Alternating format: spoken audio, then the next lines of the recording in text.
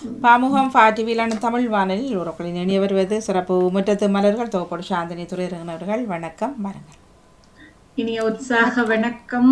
வணக்கம் மணியக்கா, வணக்கம் இன்றைய விருந்தினருக்கு. நாங்கள் லண்டன் தமிழ் வானொலி பாமுகம் டிவியில் இப்பொழுது மலர்ந்து மனம் பரப்ப வருவது சிறப்பு முற்றத்து மலர்கள். இன்றைய திருவள்ளுவர் ஆண்டு 2056 சித்திரை 18ஆம் நாளில் இணைந்திருக்கிறோம். பாமுகத்தில் இவ்வாண்டு சிறப்பு ஒரு சமூக ஒருங்கிசைவை ஏற்படுத்தும் ஆண்டாகவும் இம்மாதம் உழைப்பின் மகத்துவத்தை போற்றும் மாதமாகவும் இருக்கின்றது. இன்றைய தினம் மே 1, அதாவது தொழிலாளர் தினம் என்பார்கள், உழைப்பாளர் தினம் என்பார்கள். எல்லோரும் ஒரு வகையில் நாங்கள் உழைத்துக் கொண்டே இருக்கிறோம். எமக்கு முதல் நடந்த கவிதை நிகழ்ச்சிகளில் பலர் தமது உழைப்பையும் தமது தொழிலாளர் தினம் பற்றியும் பல கவிதைகளை தந்திருந்ததை நீங்கள் அறிந்திருப்பீர்கள், கேட்டிருப்பீர்கள். அதைத் தொடர்ந்து இன்றைய சிறப்பு முற்றத்து மலர்களில் இன்றைய விருந்தினராக இணைந்து சிறப்பிக்கின்றார் திருமதி ராஜேஸ்வரி பாலசுப்ரமணியம் அவர்கள். பலர் நீங்கள் அறிந்திருப்பீர்கள், பாமுகத்திலும் இவரது பக்கங்களை பலர் பார்த்திருப்பீர்கள். இன்று இவரை இணைப்பதற்கு உதவிய வாணியக்காவிற்கும் எனது அன்பான நன்றியை இந்த நேரத்தில் பகிர்ந்து கொள்கிறேன். இவர் ராஜேஸ்வரி பாலசுப்ரமணியம் அவர்கள் பலர் அறிந்திருப்பீர்கள், நீண்ட காலங்களாக தனது உழைப்பின் பயன்களை பலர் அறிய வேண்டும், பலருக்கு பயனுள்ளதாக இருக்க வேண்டும் என்று உழைத்துக் கொண்டிருப்பவர். எழுத்து பக்கமாக இருக்கலாம், தொழில் பக்கமாக இருக்கலாம் என பல பக்கங்கள் அவரிடம் இருக்கின்றது. 8 நாவல்கள், 8 சிறுகதை தொகுப்புகள், 3 கட்டுரை தொகுதிகள், 2 மருத்துவ நூல்கள், 2 மொழிபெயர்ப்பு நூல்கள், ஒரு ஆய்வு நூல் என பல நூல்களை எங்கள் இலக்கிய பரப்பிற்கு தந்திருக்கின்ற அவரது இன்றைய அனுபவ பகிர்வு எதுவாக அமையப் போகின்றது என்றால், 70ஆம் ஆண்டு காலப்பகுதியில் லண்டனில் தமிழர்கள் வாழ்க்கை எப்படி இருந்தது, அவர்கள் எவ்வாறு வாழ்ந்தார்கள் என்று பற்றி நாங்கள் எல்லோரும் ஒரு பின்னோக்கி என்று சென்று அந்த காலத்தினை கேட்க போகிறோம். முதலில் அவர் எனது நிகழ்ச்சிக்குள் அன்புடன் வரவேற்கிறேன். வணக்கம் திருமதி ராஜேஸ்வரி பாலசுப்ரமணியம் அவர்களே, வாருங்கள். வணக்கம் சாந்தினி. இந்த நிகழ்ச்சியை நடத்தி கொண்டிருக்கும் வாணி நாமோகன் தம்பதிகளுக்கு என்னுடைய ஆசீர்வாதம். ஏனென்றால் இது பல்நாட்டு தமிழர்களை இணைக்கும் ஒரு களமாக இருக்கிறது. அத்துடன் பல்விதமான கலை நிகழ்ச்சிகள், ஆய்வு நிகழ்ச்சிகள், குழந்தை நிகழ்ச்சிகள், பெண்கள் நிகழ்ச்சிகளை நடப்பது மிகவும் சந்தோஷம். அதிலும் எங்களை போன்றவர்களின் அனுபவங்களை கேட்பது, இன்றைய இளந்தலைமுறைக்கு தமிழ் தெரியாமல் இருக்கலாம், ஆனால் அவர்கள் அதை ஓப்பன் கேட்டு சொல்லுவாங்க. ஏனென்றால் எங்களுடைய சரித்திரம் நீண்ட காலமாக இங்கிலாந்தில் இருக்கிறது. ஆனால் அதில் நிறைய தமிழர்கள் வந்தது 70ஆம் ஆண்டுகளுக்கு பின்னதான். அதுக்கு பிறகுதான் நிறைய மாற்றங்கள் நடந்தன. இலங்கை தமிழர்கள் இங்கு வந்தபடியால் இலங்கையிலும் அதையொட்டி பல மாற்றங்கள் நடந்தன. ஏனென்றால் அங்கு பேச முடியாத விஷயங்கள், அங்கு செய்ய முடியாத விஷயங்கள், அங்கு ஆரம்பிக்க முடியாத அமைப்புகள் எல்லாம் இங்கே ஆரம்பிக்கப்பட்டன. அவற்றையெல்லாம் இன்று உங்களுக்கு எல்லாம் மிக வசதியான விஷயங்கள் இருக்கிறபடியா நீங்க செய்கிறீங்க. ஆனால் அந்த காலத்துல தமிழர்களுக்கு அப்படியெல்லாம் இருக்க இல்லை. ஏனென்றால் தமிழர்கள் மிக குறைந்த அளவிலான் இருந்தாங்க. நான் 70ஆம் ஆண்டு கடைசி நாட்கள் எல்லாம் வந்தேன். நான் அப்போ 71ஆம் ஆண்டு ஆரம்பமே ஒரு பூகம்பம் மாதிரி தான் ஆரம்பிச்சது லண்டன்ல. லண்டன்ல ஆரம்பிக்கையில இலங்கையில, அதாவது உங்களுக்கு தெரியும், ஏவிபி கலவரம் வந்தது இலங்கையில. அது மிக தாக்கத்தையும் பயத்தையும் உண்டாக்கியது எங்களுக்கு. அங்க என்ன நடக்கிறது என்று தெரியாத மாதிரி மிக ஒரு சில மாதங்களிலேயே பல விஷயங்கள் நடந்து கொண்டிருந்தன. அப்ப தமிழர்கள் அங்கும் இங்கும் இருந்தார்கள். இது சிங்களவங்கள் செய்கிற வேலை தானே என்ற மாதிரி இருந்தாலும், ஆனால் சில தமிழர்கள் அங்கு ஜேவிபி என்ற பெயரில் சாதாரண சிங்கள மக்கள் மிக கொடுமையாக கொலை செய்யப்பட்டார்கள். அதை பற்றி அதுக்கு எதிராக ஒரு ஆர்ப்பாட்டம் செய்ய ஒரு உப்பாலி கூரே என்ற ஒரு மனித உரிமை வழக்கறிஞர், சிங்கள வழக்கறிஞர் இருந்தார். அவர் சிங்களம் என்று பார்ப்பதில்லை, தமிழ் மக்களுக்காகவும் குரல் கொடுப்பவர். அவர் ஒரு கூட்டத்தை, ஒரு போராட்டத்தை, ஒரு அதாவது எங்களுடைய துக்கத்தை காட்டுவதற்கு ஒரு கூட்டம் ஆரம்பித்தார். அன்றுதான் போனேன். அங்கு சில இளம் தமிழ் வாலிபர்களும் வந்திருந்தார்கள். அதுக்கு முதல் எங்கட சொந்தக்காரர் தான் தெரியும். சொந்தக்காரர் என்றால் இவருடைய குடும்பம் 65 ஆண்டுக்கு முதலே வர தொடங்கிட்டாங்க. அதாவது 56ஆம் ஆண்டு மிஸ்டர் பண்டார் நாயக்கா சிங்கள மொழி மட்டுமன்ற விஷயத்தை கொண்டு வந்த பிறகு இலங்கையிலிருந்து சிங்கள, தமிழ், முஸ்லிம் பரங்கிய உத்தியோகத்தர்கள், ஏனென்றால் 48ஆம் ஆண்டு பிரித்தானியர் வெளியேறுறாங்க. பிரித்தானியர் வெளியேறி 8 வருடங்களில் இந்த சட்டத்தை கொண்டு வந்தால் வாழ்க்கை முழுதும் 4 தலைமுறைகளாக 5 தலைமுறைகளாக ஆங்கிலேயமே படித்து வந்தவர்கள், வாழ்ந்து வந்தவர்கள். அதிலே அவர்களுக்கு என்ன செய்வது தெரியவில்லை, ஏனென்றால் எல்லாம் சிங்களமயமாக்கப்பட்டது. அதனால நிறைய ஆங்கிலம் படித்தவர்கள் வெளியேறினார்கள். அப்ப அதுல தமிழர்கள் மட்டுமல்ல, தமிழ் ஆங்கிலம் படித்த முஸ்லிம்கள், சிங்களவர், தமிழர், பரங்கியர்கள் மிக பெரிய தொகையில் வெளியேற தொடங்கினார்கள். பிகாஸ் அவர்களுடைய தாய்மொழியே ஆங்கிலம்தான். பின்ன அப்படி வந்தவர்கள் இங்கே இருந்தார்கள். ஆனால் அவர்களுக்கும் எங்களுக்கும் பெரிய தொடர்பு இல்லை. ஏனென்றால் அவர்கள் வேறு வேறு இடங்களுக்கு போக தொடங்கிட்டாங்க. வேறு வேறு இடங்களுக்கு என்றால் எங்கட காலகட்டத்தில் வந்தவே பெரும்பாலான தமிழர்கள் வைத்தியர்கள், டாக்டர்ஸ் வந்தாங்க. எங்கள் மெடிக்கல் காலேஜ் சயின்ஸ் ஃபேக்கல்டி எல்லாம் ஆங்கிலத்திலான் இருந்தது. இலங்கையில விஞ்ஞானத்துறை, மருத்துவத்துறை எல்லாம் ஆங்கிலத்தில் இருந்தபடியா பல்கலைக்கழகங்களில் அது படித்து முடித்த இளந்தலைமுறையும் வர தொடங்கினாங்க. ஏனென்றால் அந்த காலத்தில் நீங்கள் இலங்கையில் வந்து என்னுடைய இந்த அனுபவத்தை, இங்கிலாந்து அனுபவத்தை சொல்ல முதல், இங்கிலாந்துக்கு வர முதல் 1.5 வருடங்கள் கொழும்பில் இருந்த அனுபவம் இது மிக மிக முக்கியமானது. ஏனென்றால் கொழும்புக்கு வந்த பிறகுதான் எனக்கு தெரிஞ்சது அங்க ஒரு பிரித்தானிய வாழ்க்கை முறை இருக்குது. ஏனென்றால் அங்கிருந்த சிங்கள தமிழ், முஸ்லிம் தமிழ் என்றவர்கள் தமிழ் பேசியது குறைவு. ஏனென்றால் அவர்கள் எல்லாம் ஆங்கிலம் படித்தவர்கள், பல்கலைக்கழகத்தால் வெளிவந்து கொண்டிருப்பவர்கள், மருத்துவத்துறை அல்லது ஆசிரியர் துறை என்றாலும் கொழும்பிலிருந்து தமிழர்கள் ஆங்கிலம் தெரிந்தவர்கள். அப்போ அத்தோட அந்த பிரித்தானிய வாழ்க்கை முறை, அந்த எட்டிக்கெட் இருக்குல்ல, அந்த என்ன மாதிரி பிஹேவ் பண்றது, இப்ப நாங்கள்லாம் கண்ட உடனே நீங்கள் எந்த ஒரு கேட்போம், எப்போ வந்துடுறீங்களா, அதெல்லாம் அந்த காலத்துல கிடையாது. இந்த பிரிட்டிஷ் அப்படியெல்லாம் கேட்கறீங்க.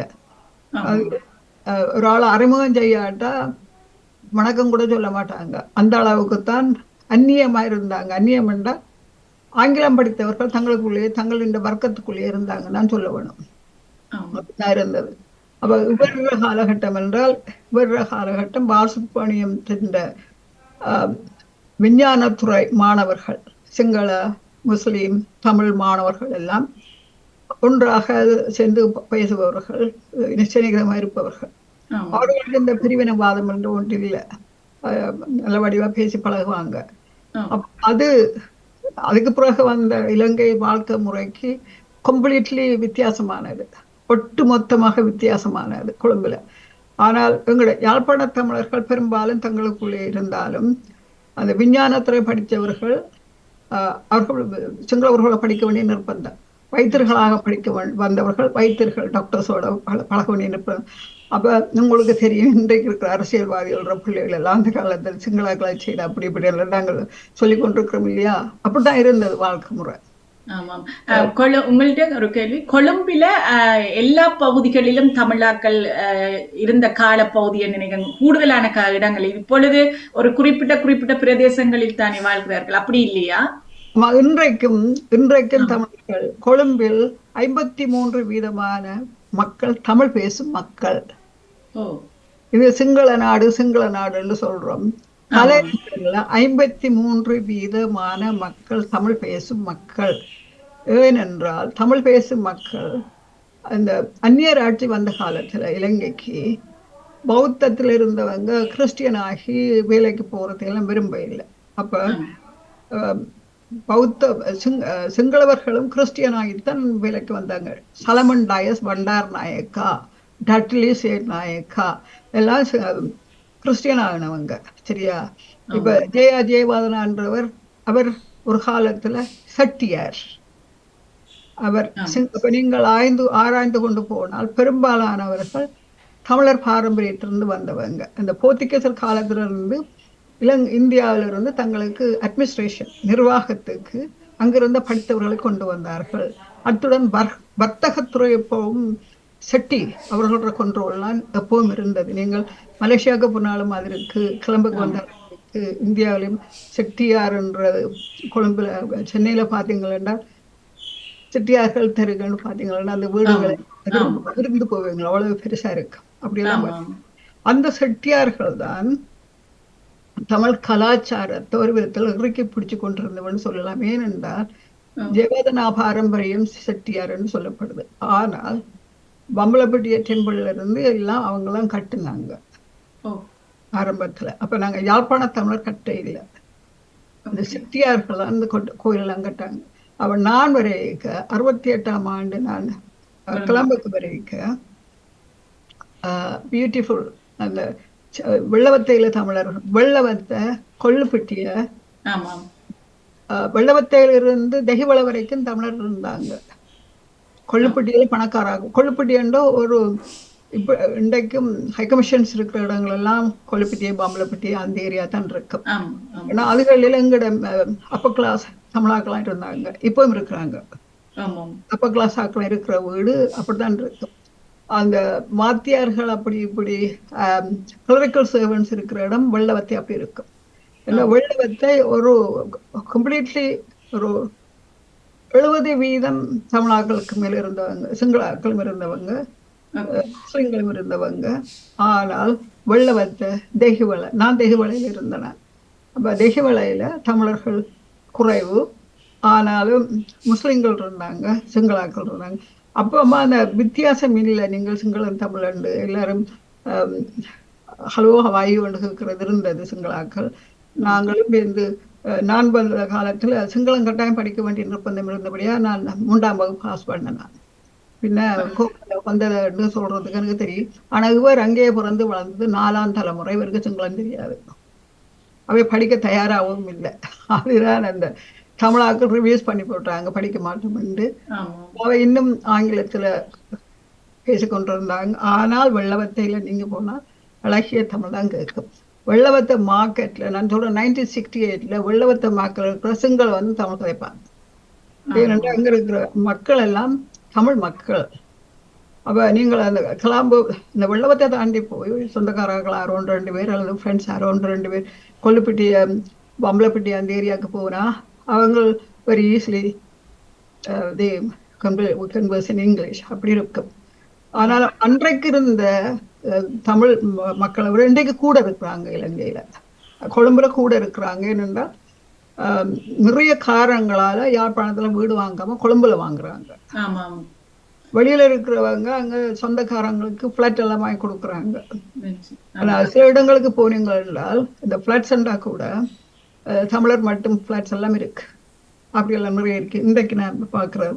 ஆமாம், இப்பொழுது வெளிநாட்டில இருந்து போகிற பணங்கள்ல நிறைய அங்கு வாங்கி வாடகைக்கு விட்டு உழைக்கிற ஒரு சமூகமாக இப்பொழுது அங்க சமூகம் வளர்ந்திருக்கின்றது என்று சொல்லலாம். அப்படி வந்து எனக்கு இங்க 1-2 சிங்களாக தான் சந்திச்சேன். ஏனென்றால் இவருக்கு பெரிய குடும்பம் இருந்தது, பிரம்மாண்டமான குடும்பம், ஆங்கிலம் படித்த குடும்பம், இடப்பட்ட குடும்பத்தில் நிறைய டாக்டர்ஸ் இருந்தாங்க, அவங்கெல்லாம் வெளிக்கிட்டு ஓடி வந்துட்டாங்க. அப்ப இவர் பிஎஸ்சி படிச்ச உடனே அங்க இருக்க மாஸ்டர் டிகிரி லண்டன்ல செய்யணும் என்று தகப்பன், அதான் அந்த காலத்துல நோம் தகப்பான் சொல்லி போடுவாங்க, மிடில் கிளாஸ் மத்திய தரப்பண்டா அப்படித்தான். இந்த செகண்ட் டிகிரி ஆல்வேஸ் இன் கிளம்பு இங்கிலாண்டுலாம் இருக்கிறது அந்த காலத்துல. பின்ன அவர் வெளிக்கிடா தெரியாத பிரச்சனை எல்லாம் வந்து கொண்டு இருக்குது. அப்ப நான் கொழும்புல இருந்த கொஞ்ச காலத்துல அங்க ஆங்கிலம் பழகிட்டேன் கரைக்கிறதுக்கு. அப்ப ஏன்டா நான் சரியான தயக்கமா இருந்தேன் லண்டனுக்கு வர்றதுக்கு. நான் கிராமத்துல படித்தேன் நான். ஆனால் எஃப்னாக்கு போனோடனே எங்களுக்கு கணக்கு எங்களின் நர்சிங் டீச்சிங் எல்லாம் கன்சல்டன்ஸ் தான் செய்வாங்க. நர்சிங் டீச்சிங் என்றால் இந்த anatomy physiology மைக்ரோபயாலஜி சர்ஜரி என்னென்றால் அதெல்லாம் டாக்டர் கேப்ரியல் கோலாக்கள் தான் எங்களுக்கு படிப்பிச்சவங்க. சரியா? டாக்டர் சிவநாயகம் நந்தி இருக்கிறாரு இல்லையா, நந்தி தான் anatomy physiology படிப்பிச்சவர். அப்ப அவர் anatomy physiology உங்களுக்கு தெரியும் என்னன்னு. அவர் படிப்பிக்க உங்க பாருங்க, எல்லாருக்கும் ஒரே அளவு தான் எலும்பு இருக்கு, நான் பெருசு நீ பெருசு இருக்கிறவன்னு கேளுங்க, உனக்கு எங்க இருக்கு எக்ஸ்ட்ரா எலும்புன்னு கேளுங்க என்றெல்லாம் பகுதியா சொல்லுவார். வந்து பிரெயினை பற்றி படிப்பிக்க பிரெயின் செல்ஸ் அதை சேம் மொழி தமிழ்ல இங்கிலீஷ் படம் தமிழ்ல சொல்லுவார். அவருக்கு நான் எழுத்தாளியன் அவற்றை பேரெல்லாம் நான் எழுநந்தியன் நான் எழுத தொடங்குனேன். அதுக்கு அங்க இருக்க ஏனென்றால் என் வாத்தியார் அவ்வளவு விருப்பம் எனக்கு. அந்த அறிவு சிங்கள தமிழ் முஸ்லிம் இல்லாம ஒருத்தருக்கு ஒரு உதவி செய்தது நிறைய இருந்தவங்க. இப்ப இருக்கிற மாதிரி அந்நியத்தனம் அங்க கூட இருக்க இல்ல. ஸ்ரீலங்கன் அப்ப இல்ல, சிலனீஸ் தானே. அப்ப இலங்கை லண்டனுக்கு வந்த உடனே அந்த சிலனீஸ் கம்யூனிட்டி அதே மாதிரி ஒரு மேல் மத்திய வர்க்கம். நீங்க 70ஆம் ஆண்டு தான் லண்டனுக்குள்ள வருகிறீர்கள். கடைசி மாதம் டிசம்பர். அப்ப 3 மாதத்துல அங்க போராட்டம், ஜேவிபி போராட்டம். அப்ப இங்க அதுக்கு எதிராக போராட்டம். அதுதான் முதல் திறன் நான் போய் சிங்களாக்களை எல்லாம் சந்திக்கிறேன். லண்டன்ல சந்திக்கிறீங்க. இலங்கையில கண்டதுக்கு பிறகு இங்க வந்து சொந்தக்காரர்களோட, ஏனென்றால் வந்து கொஞ்சம் மாதங்கள் தான் இந்த வேலை அது இது. பின்ன அன்றைக்கு தான் பாக்குறேன் சிலோன் என்ற ஐடென்டிட்டியை இன்னும் வச்சு கொண்டிருக்கிறேன். பெரும்பாலும் கொழும்பாக்கள் தான் இருந்தவன். பின்ன அதுல எங்கள் செய்த புரொட்டஸ்டன்ட் என்றால் ஜேவிபிக்கு சப்போர்ட் இல்லை, ஆனால் ஜேவிபியை சாட்டி கொண்டு எங்களோட இலங்கை தமிழருக்கு செய்த கொடுமையெல்லாம் அங்க இந்திய உதவியோட சிங்கள கிராமங்கள்லாம் குண்டு விடுவாங்க.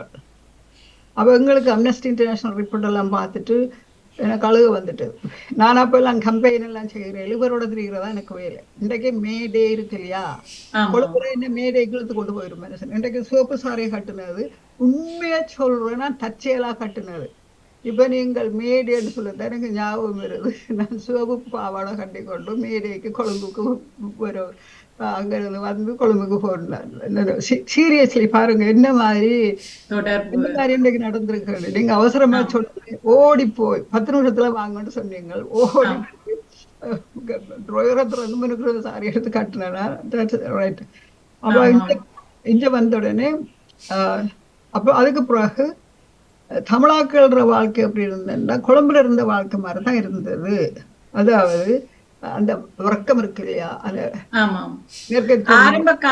நீங்க வந்த காலப்பகுதியில் லண்டனுக்கு அகல் படிப்பு தொழில் சம்பந்தமாகத்தான் வந்திருப்பாங்க. 2 விதமா தான் வந்தாங்க. அழைக்கப்பட்டு வந்தவர்கள் அதற்கு முதல்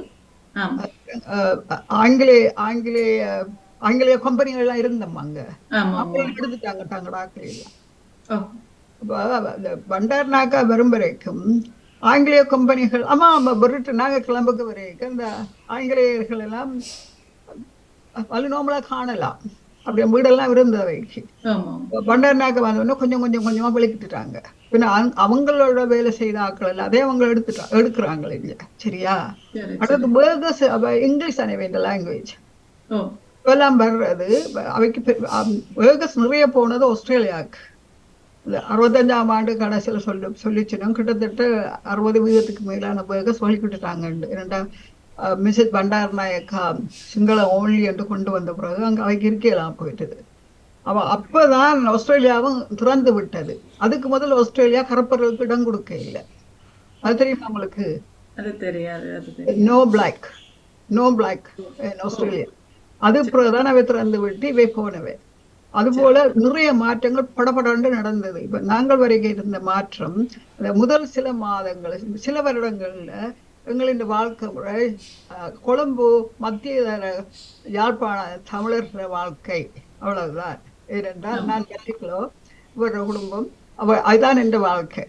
எந்த பர்டிகுலாக்கள் ஒரு சனத்தை நான் கண்டதில்லை. சரியா?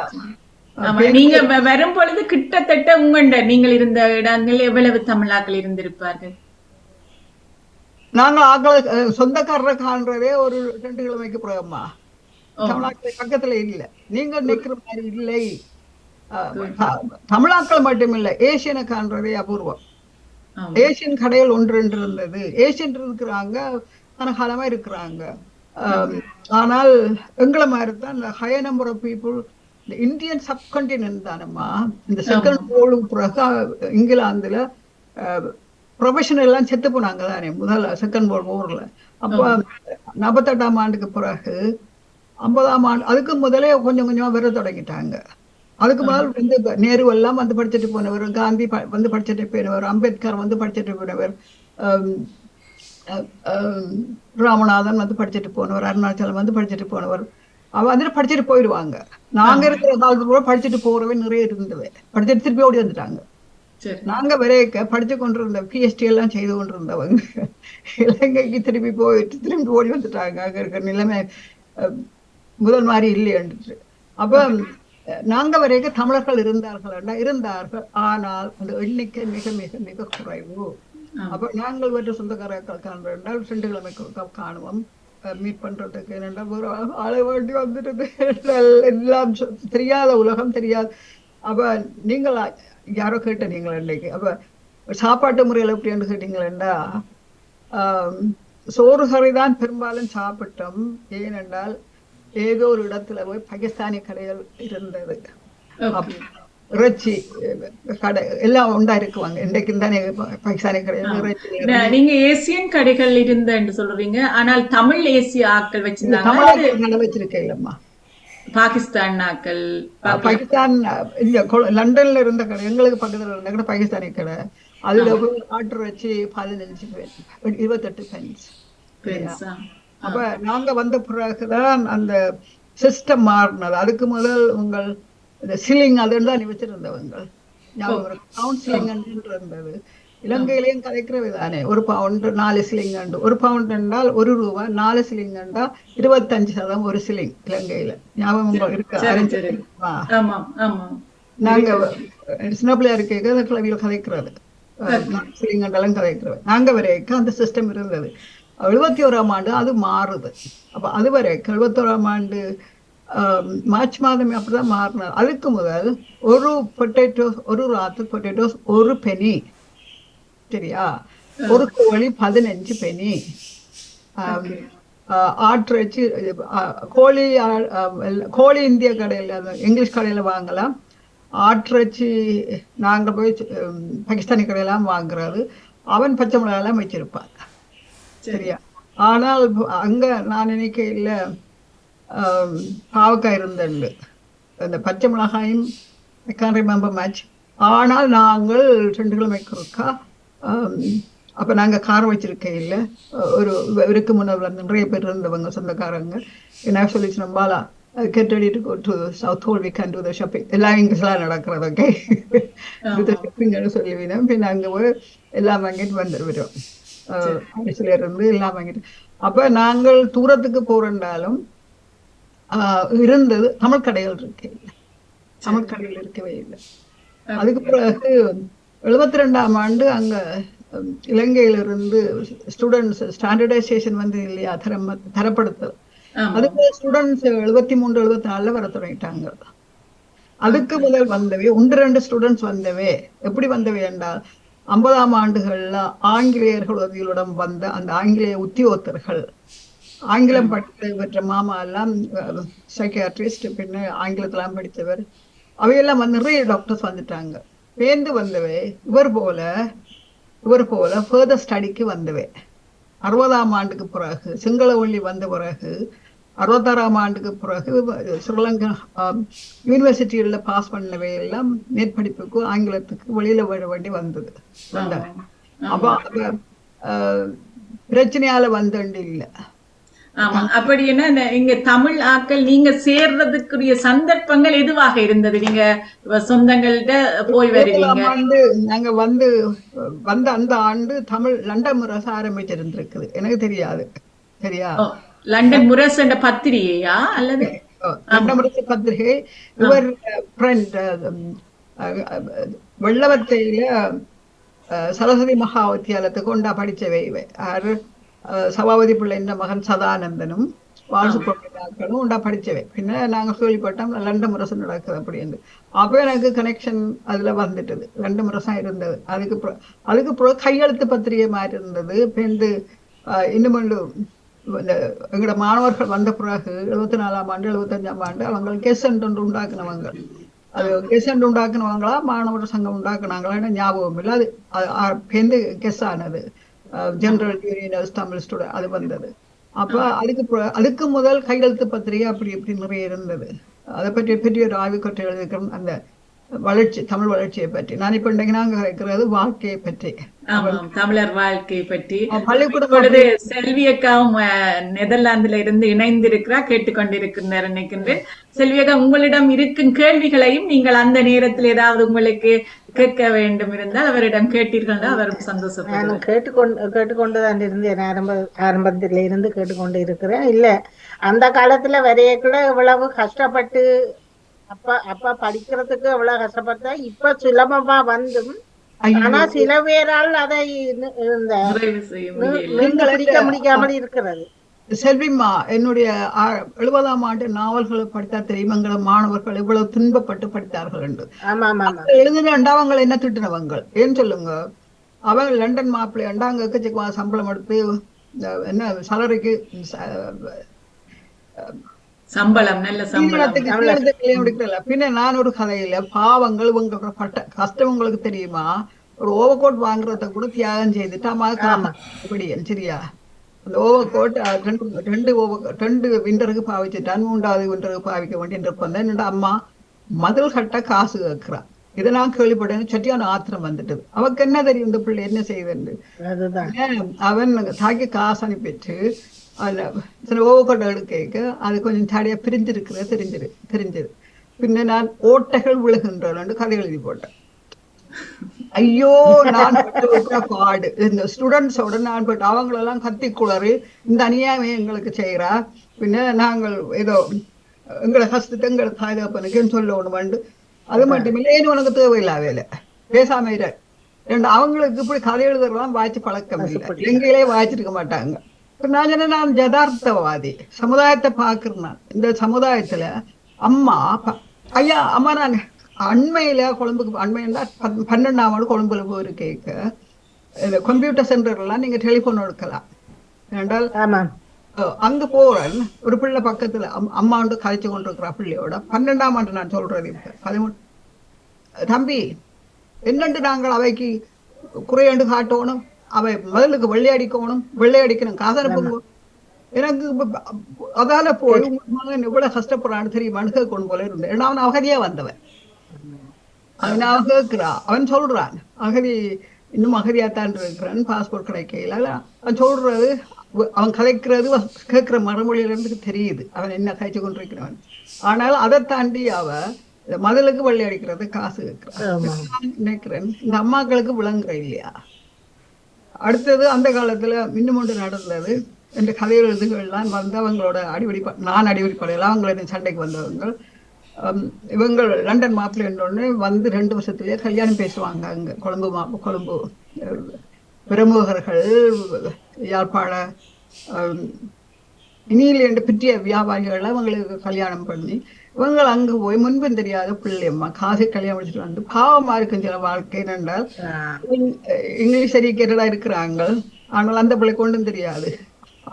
நான் ஒரு கதை எழுதுனேன். அவன் அதை பார்த்து இதை பார்த்துட்டு வரான், ஆசையா வர்றான், வந்து புஞ்சதிய கொஞ்சோடு போல இருக்குது. அதோட இப்ப முன்னர் காலத்துல படிக்கிறதுக்கு வந்தவர்கள் தான் 99% படிச்சு நல்ல உத்தியோகம் பார்த்து நல்ல மாதிரி.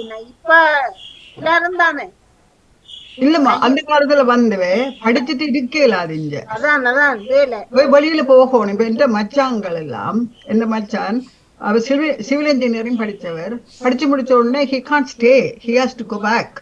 ஏன்னா அவர் நைஜீரியாவுக்கு போய் இன்ஜினியரா இருந்தவர். இதுக்கு பிறகு இங்க வந்துட்டு போயிருந்து கனடாக்கு போய் செட்டில்டு. அப்போ அந்த காலத்துல வந்து 72ஆம் ஆண்டுக்கு பிறகு வந்து படிச்சவங்க எல்லாம் அந்த உடனே இருக்க இயலாது. இப்ப ராஜேஸ்வரி வாழ்க்கை தான் இந்த அவங்கெல்லாம் இருக்கிறதுக்கெல்லாம் சட்டங்களுக்கெல்லாம் போராடினது அதுக்கு பிறகு. ஏன்னா அங்க இவை போக இல்லாத திரும்பின்றது நாங்கள் அந்த ஹியூமன் ரைட் கம்பெனி எல்லாம் தொடங்கினான் சரியா. அதுக்கு முதல் அவங்க வெளியில் அனுப்பிவிடுவாங்க. வெளியில் அனுப்புறா கனடாவுக்கு போக தொடங்கினாங்க நிறைய பேர். America, Canada. அந்த காலத்துல எங்கட ஆட்களுக்கு ஆப்பிரிக்கால நிறைய மதிப்பு இருந்தது. ஆப்பிரிக்கா இண்டிபெண்டா வந்து கொண்டு இருக்குது. எங்களுக்கு 48 நைஜீரியாவில் இருக்கிறார்கள். தான் சொல்றேன். நாங்கள் 48ஆம் ஆண்டு எங்களுக்கு சுதந்திரம் கிடைச்சது. அவங்களுக்கு 50, 56, 58, 60 ஆப்பிரிக்கன்ஸுக்கு கிடைச்சது. அதுக்கப்புறம் அவங்க டெவலப் பண்றாங்க. அவங்களோட நைஜீரியா என்றால் இவ்வளவு அப்பதான் எண்ணெயும் கண்டுபிடிக்கிறாங்க. எண்ணெய் கண்டுபிடிச்சு அது டெவலப் ஆக இல்லை. அதனால அது நைஜீரியா பெரிய டெவலப்மெண்ட் திட்டங்களை கூட போகணும்னு தெரியும். அப்போ எங்கட படியங்கள் நிறைய பேர் இருக்கிறாங்க. அங்க ஒரு கம்யூனிட்டி இருக்குது. அதுக்கப்புறம் கென்யாவுக்கு போனவங்க, உகண்டாவுக்கு போனவங்க. உகண்டால இருந்துட்டு டீச்சர் எங்களோட ஃபிளைட்ல வந்தவர். எங்களோட நாட்டுல இருந்து ஒரு பொம்பளை உகண்டாக்கு படிப்பிக்கிற இங்கிலீஷ் டீச்சராக செய்கிறார். அது இன்றைக்கு இருக்கிற தமிழ் சமுதாயத்தை தெரியுது இல்லை. எங்களோட சமுதாயம் இனவாதத்துக்காக போக ஆனால் தங்கள் இந்த திறமையை எடுத்துக்கொண்டு வெளி உலகம் சென்று வேலை செய்தவர்கள். எக்கச்சக்கமான இங்கிலீஷ் டீச்சர்ஸ் வந்தவே, இங்கிலாந்துக்கு வந்தவே, இங்கிலீஷ் டீச்சர்ஸ் வந்தவே, பெண்கள் வந்தவே. அவங்கள கூப்பிட்டது அழைக்கப்பட்டவர்கள் 60 அடி வந்தவர்கள் நான் சொன்னேன். அன்றைக்கு அழைக்கப்பட்டவர்கள் என்றால் இப்படி டாக்டர்ஸ் ஆறு டீச்சர்ஸ் நிறைய ஸ்ரீலங்கன் வந்தவே, இந்தியன்ஸும் வந்தவே. இப்போ 60 அடி வந்தவர்கள் 72ஆம் ஆண்டு பிறகு நிறைய ஸ்டூடெண்ட்ஸ் வந்து வலுவா கஷ்டப்பட்டு அப்ப என்னடா நிக்க இல்லாது. அடுத்தது என்ன மாதிரி எஜுகேஷன் தெரியும்? அந்த காலத்துல சாண்ட்விச் கோர்ஸ் இருக்கும். நீங்கள் 6 மாதம் படிக்கிறது, 6 மாதம் வேலை செய்யறோம். அப்ப அந்த காசை சேகரிச்சுதான் நாங்கள் ஸ்கூல் ஃபீ கட்டணும், கொலிச்சு ஃபீ கட்டணும். அப்ப கொலிச்சஸ் ஆகிறது இப்ப இருக்கிற யூனிவர்சிட்டிலாம் அந்த காலத்துல கொலிச்சஸ்ன்றதுலாம் இருந்தது. அது கட்டும். அப்ப என்னென்றால் எனக்கு 3 அச்சாங்கள் என்னோட இருந்து படிச்சவங்க. அதுகள் படிச்சு முடிச்சுட்டு ஃப்ரைடே போவங்க பெட்ரோல் ஸ்டேஷன் அங்க உங்க வேலை செய்யறதுக்கு. பின்ன சண்டே வந்து மண்டே கஷ்டப்பட்டு சண்டே இரவு வந்தா பாவமா இருக்கு. ஏன்னா they are working பே பண்றது. அப்படித்தான் எங்களோட ஸ்டூடெண்ட்ஸ் இன்றைக்கு இருக்கிற ஸ்டூடெண்ட்ஸுக்கு அந்த இதெல்லாம் தெரியாது. எங்களோட ஒரு முதல் சமுதாயம் என்னென்று இந்த சமுதாயத்தை கட்டி அமைத்தது என்று தெரியாது. நாங்களெல்லாம் இனவாதம் எப்படி அதோட எங்களோட படி எங்களுக்கு கண்டபாடுக்கு அடிக்கிறவங்க. இந்த கருப்பங்களும் அடிக்கிறது, வெள்ளக்காரங்களும் அடிக்கிறது. கருப்பங்கள் அடிக்கிறது காசு எடுக்கிறதுக்கு எங்களோட பிள்ளைகள்கிட்ட. அதெல்லாம் ஒரு காலம் நடந்திருந்தால் இவங்கள் அடிச்சு போட்டாங்க. 70ஆம் ஆண்டு நடுப்பகுதி எல்லாம் நிறைய அடி வாங்கினது எங்களோட பிள்ளைய. ஏனென்றால் ஏனென்று நீங்க இல்ல 72ஆம் ஆண்டு தான் 160,000 ஆசிய மக்கள் உகண்டாவிலிருந்து இருந்து வந்தவை. அப்ப ஒரே அடியா 160,000 வந்தோடனே வெள்ளக்காரருக்கு ஆத்திரம் வந்துட்டது. அப்ப நாங்களெல்லாம் பாக்கிதானே அவங்களுக்கு. இன்றைக்கும் பாக்கிதான், அன்றைக்கும் பாக்கிதான். வெளிநாட்டுக்காரர்கள். சரி சாந்தினி, உங்களோட நிகழ்ச்சி தொடரட்டு. நான் மறுகொடையில மீதி கேட்கிறேன். நன்றி அண்டி, நன்றி நன்றி நன்றி. வாணிக்கும் நன்றி இயக்குடன் நான் மறுகொடையில கேட்டுக்கொள்றேன். நன்றி நன்றி செல்வி அக்கா. வேலை காரணம் நாங்கள் அந்த வாழ்க்கை முறை, ஆரம்ப வாழ்க்கை முறை, ஸ்டூடெண்ட்ஸ் படித்தவர்கள் வாழ்க்கை முறை, படிக்க வந்தவர்கள் வாழ்க்கை முறை சொல்லி கொண்டு வர்றேன். சமுதாய கட்டமைப்பு எப்படி வந்தால் இப்ப ஆரம்பத்துல மாணவர்களா வந்தவர்கள் கூட்டங்கள் அதுகள் போட தொடங்கினாங்க. என்ன காரணம்? அரசியல் சார்ந்த கூட்டங்களா அல்லது சமூகங்கள்? ஆரம்பத்துல செய்தது மாணவர் சங்க கலை நிகழ்ச்சிகள் அப்படிதான் ஆரம்பிச்சது. யூனிவர்சிட்டிகள்ல தான் செய்யறது. அதுக்கு பிறகு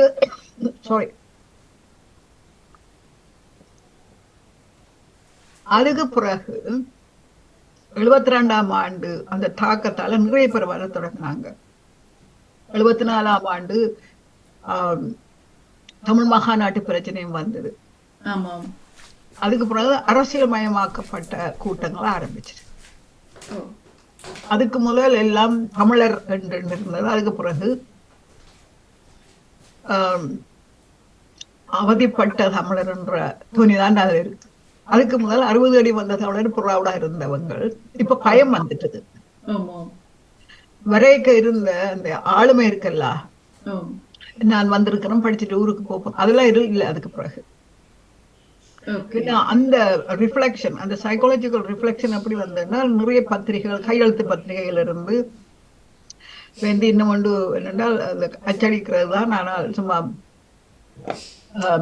டைப்ரைட்டர்கள் அடிச்சு டிஸ்ட்ரிபியூட் பண்ற அப்படி இப்படி எல்லாம் தொடங்கிச்சது. அப்ப எங்கட படியங்கள் மற்ற ஊர் மாணவர்கள் மாதிரி என்ஜாய் பண்ணி அப்படி எல்லாம் இருக்கிறது குறைய தொடங்கிடுது. எங்கட படியங்களும் என்ஜாய் பண்ணி இந்த கதைகள் எல்லாம் பார்த்தா தெரியும். இங்கிலீஷ் கேர்ள் ஃப்ரெண்ட் வச்சிருப்பினம். என்னுடைய தேர்சதி கரையில் நாவல் நீங்க படிக்கணும். இலங்கையில பெண்களுக்கு மிக மிக பிடித்த நாவல். எல்லா மாணவர்களும் வசதி வந்தா எல்லாரும் சேட்டை விடுவாங்க தானே. பின்ன அவனுக்கு கேர்ள் ஃப்ரெண்ட் வருது, அவனுக்கு போயிட்டு போய் 7 கல்யாணம் செய்துட்டாருன்னா அதை திட்டு ஏன் 7 போடுறீங்களா அந்த 7 படிய காதலிச்சு விட்டுட்டு போறவன் யோசிக்கிறேன். அது சும்மா ஊருக்கு போய் செய்தா 2 போடாம அப்படி போட்டுட்டேன். ஏனென்றால் அந்த பிள்ளைன்ற உதவியோட படிக்கிறான் அவன்.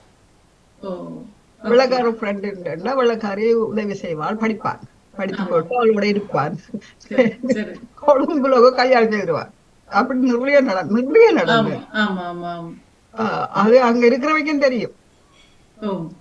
ஆனா தெரிஞ்ச இந்த பெரியாக்கள் எல்லாம் தெரியாம மாதிரி அதுக்கு என்ன பிள்ளைகள் ஆம்பளை பிள்ளைகள் என்ன செய்யறன்ற மாதிரி போறதும் இருந்தது.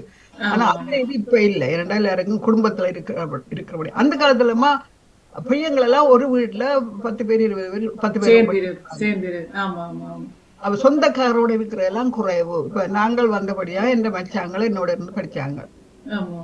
மச்சாரோட தோசை செய்தாண்டு உரிமையோட கேட்பாங்க. என்னன்னா அவங்க ஒரு சொட்டும் வித்தியாசம் இல்லை. அவங்களுக்கு வீட்டுல என்ன சாப்பிட்டாங்களோ அதான் செய்யும். அந்த நேரம் எங்களுக்கு இந்தியர் வந்ததால இந்தியர் உலகம் எல்லாம் கடை போட்டுட்டாங்க. அப்ப எங்கட ஆக்களோட கடை 70ஆம் ஆண்டு லேட்டா தான் வந்தது. ஆனா அதுக்கு முதல் இந்தியர் கடை போட்டா நாங்கள் பச்சை மிளகாயில இருந்து பாவக்காயில இருந்து எல்லாம் வாங்கலாம் தானே. இந்திய கடை அதை சொல்றது பட்டேல் ஷாப்ஸ், கோனர் ஷாப்ஸ் என்று சொல்றது. அந்த கோனர் ஷாப்ஸ் இல்லாம 160,000 ஆக்கள் உகண்டால இருந்து நிறைய பணக்காரர் கனபேர். மிச்ச பேர் கொஞ்சம் காசை போட்டு கோனர் ஷாப் எல்லாம் போட்டு இன்றைக்கு பார்த்தாலும் ஒரு கோனர் ஷாப் இந்தியக்காரர் கையில இருக்கும். ஏன்னா அவங்களோட கடையில எல்லாம் வாங்கினது. அப்ப எங்களுக்கு அந்த எங்கட சாப்பாட்டு அதெல்லாம் இல்லாம இருந்தது. அடுத்தது பள்ளிக்கூடம் இருந்ததா, தமிழ் பள்ளிக்கூடம் இருந்தா, கோயில் இருந்ததான்னு கேட்டா இல்லை. அப்ப முதலாவது இந்த கோயிலுக்கு அத்திவாரம் இன்றைக்கு கும்பாபிஷேகம் நடக்குது ஆச்சி டெம்பிள்ல. அது உண்டாக்குனது சபாபதி பிள்ளை. அவற்ற மகன்தான் 2 முறை ஆரம்பிச்சவர். சபாபதி பிள்ளை தான் இந்த கோயில் ஆரம்பிச்சு. முதலாவது எப்படி தெரியுமா நாங்கள் கோயில் ஆரம்பிச்சது? விம்பிள்டன்ல ஒரு ஹோல்ல முருகன் படத்தை வச்சு நாங்கள் தமிழ்ல பாடினது தேவாரம். அப்ப சவாதிப்புல சொன்னவர், நாங்கள் தமிழர்கள் தமிழில் எங்கள் வணக்க முறையை கொண்டு செல்ல எங்கள் சந்ததியினரை ஊக்குவிக்க வேண்டும். இன்றைக்கு பாருங்க, இன்றைக்கு எல்லாம் சுவாகா சொல்லி கொண்டிருக்கிறாங்களம்மா. அதுதான் எங்கள் இருந்தால் முறை பள்ளிக்கூடம் கோயிலுக்கு போக விரும்புதில்லை. அது கேட்குது எங்களுக்கு தமிழ். நாங்க தமிழருக்கு போராடியவர்கள்னா ஏன் நாங்கள் தமிழ்ல தேவாரம் பாடாம சுவாகா சொல்லி கொண்டிருக்கிறோம் படி எங்க கேட்டது எங்களுக்கு என்ன தெரிஞ்ச தாயதப்பன் சொல்லுது. நாங்க வந்து அப்படி இல்லை, நாங்க தேவாரம் பாடினது.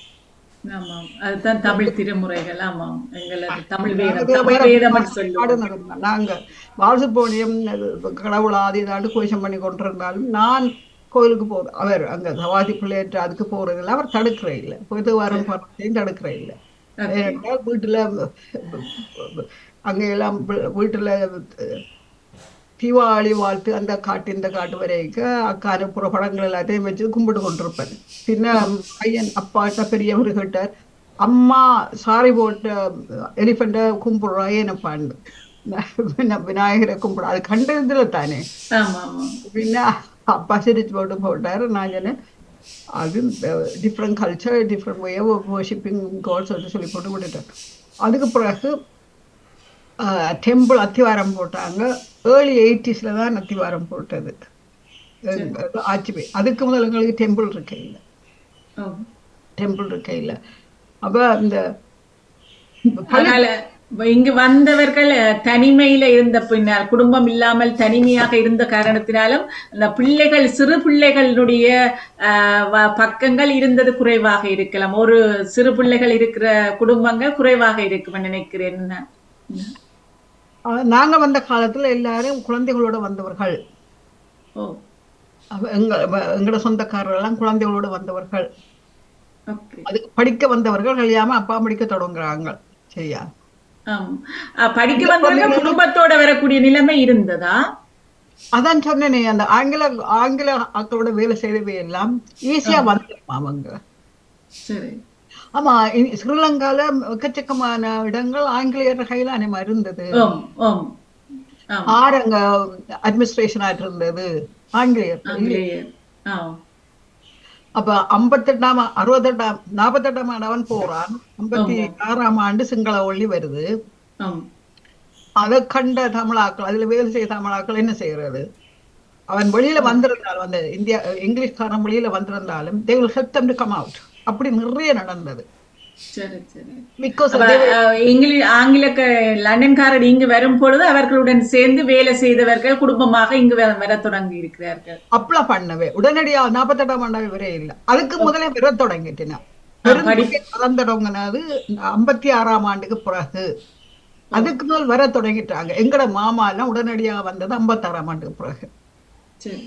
வர்ற மாமா அதுக்கு முதல் பிரிட்டிஷ் எரிகேட்டட் இருந்தான். அப்ப கிளாஸ் தமிழர்கள் அவெல்லாம் வந்துட்டாங்க, திரும்பி வந்துட்டு.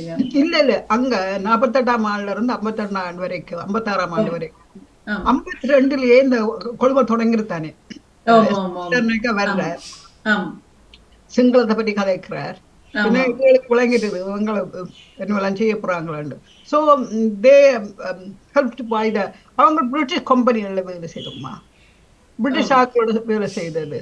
ஸோ தேவ அப்பர் கிளாஸ் தமிழ்ஸ், மெஜாரிட்டி தான் அப்பர் கிளாஸ் தமிழ்ஸ் ஆக்கள். அவங்க எத்தனை ஃபியூ ஹண்ட்ரட் சொல்லலாம், ஃபியூ தௌசண்ட் சொல்லலாம் தானே. அவங்க எங்க இருக்கிறாங்க அவங்களுக்கு தெரியாது. ஏன்னா அவங்களோட உலகம் வேறு, அவங்களுக்கு தமிழை தெரியாம தான் பெரும்பாலும் இருந்தவை.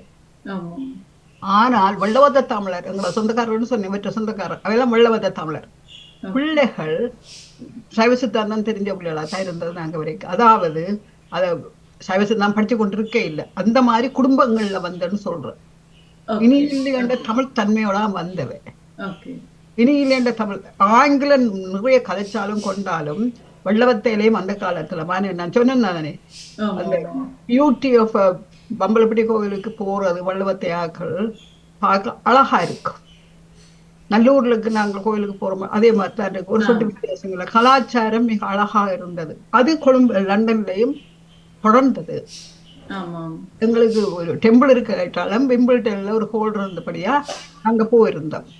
அதுக்கு பிறகு 80ஆம் ஆண்டு ஆரம்பத்துலதான் ஆச்வே டெம்பிள் வந்தது. அது 83ஆம் கலவரத்துக்கு பிறகு நிறைய கோயில்கள் வரத்தொடர்கள் வந்தபடியா சின்ன சின்ன சின்ன ஹோல்ல எல்லாம் கும்பிட தொடங்கி. அது இன்னைக்கு கோயில்ன்றது அந்த காலத்துல ஒரு தமிழர் பாரம்பரியத்தை காப்பாற்ற விஷயமா தான் இருந்தது.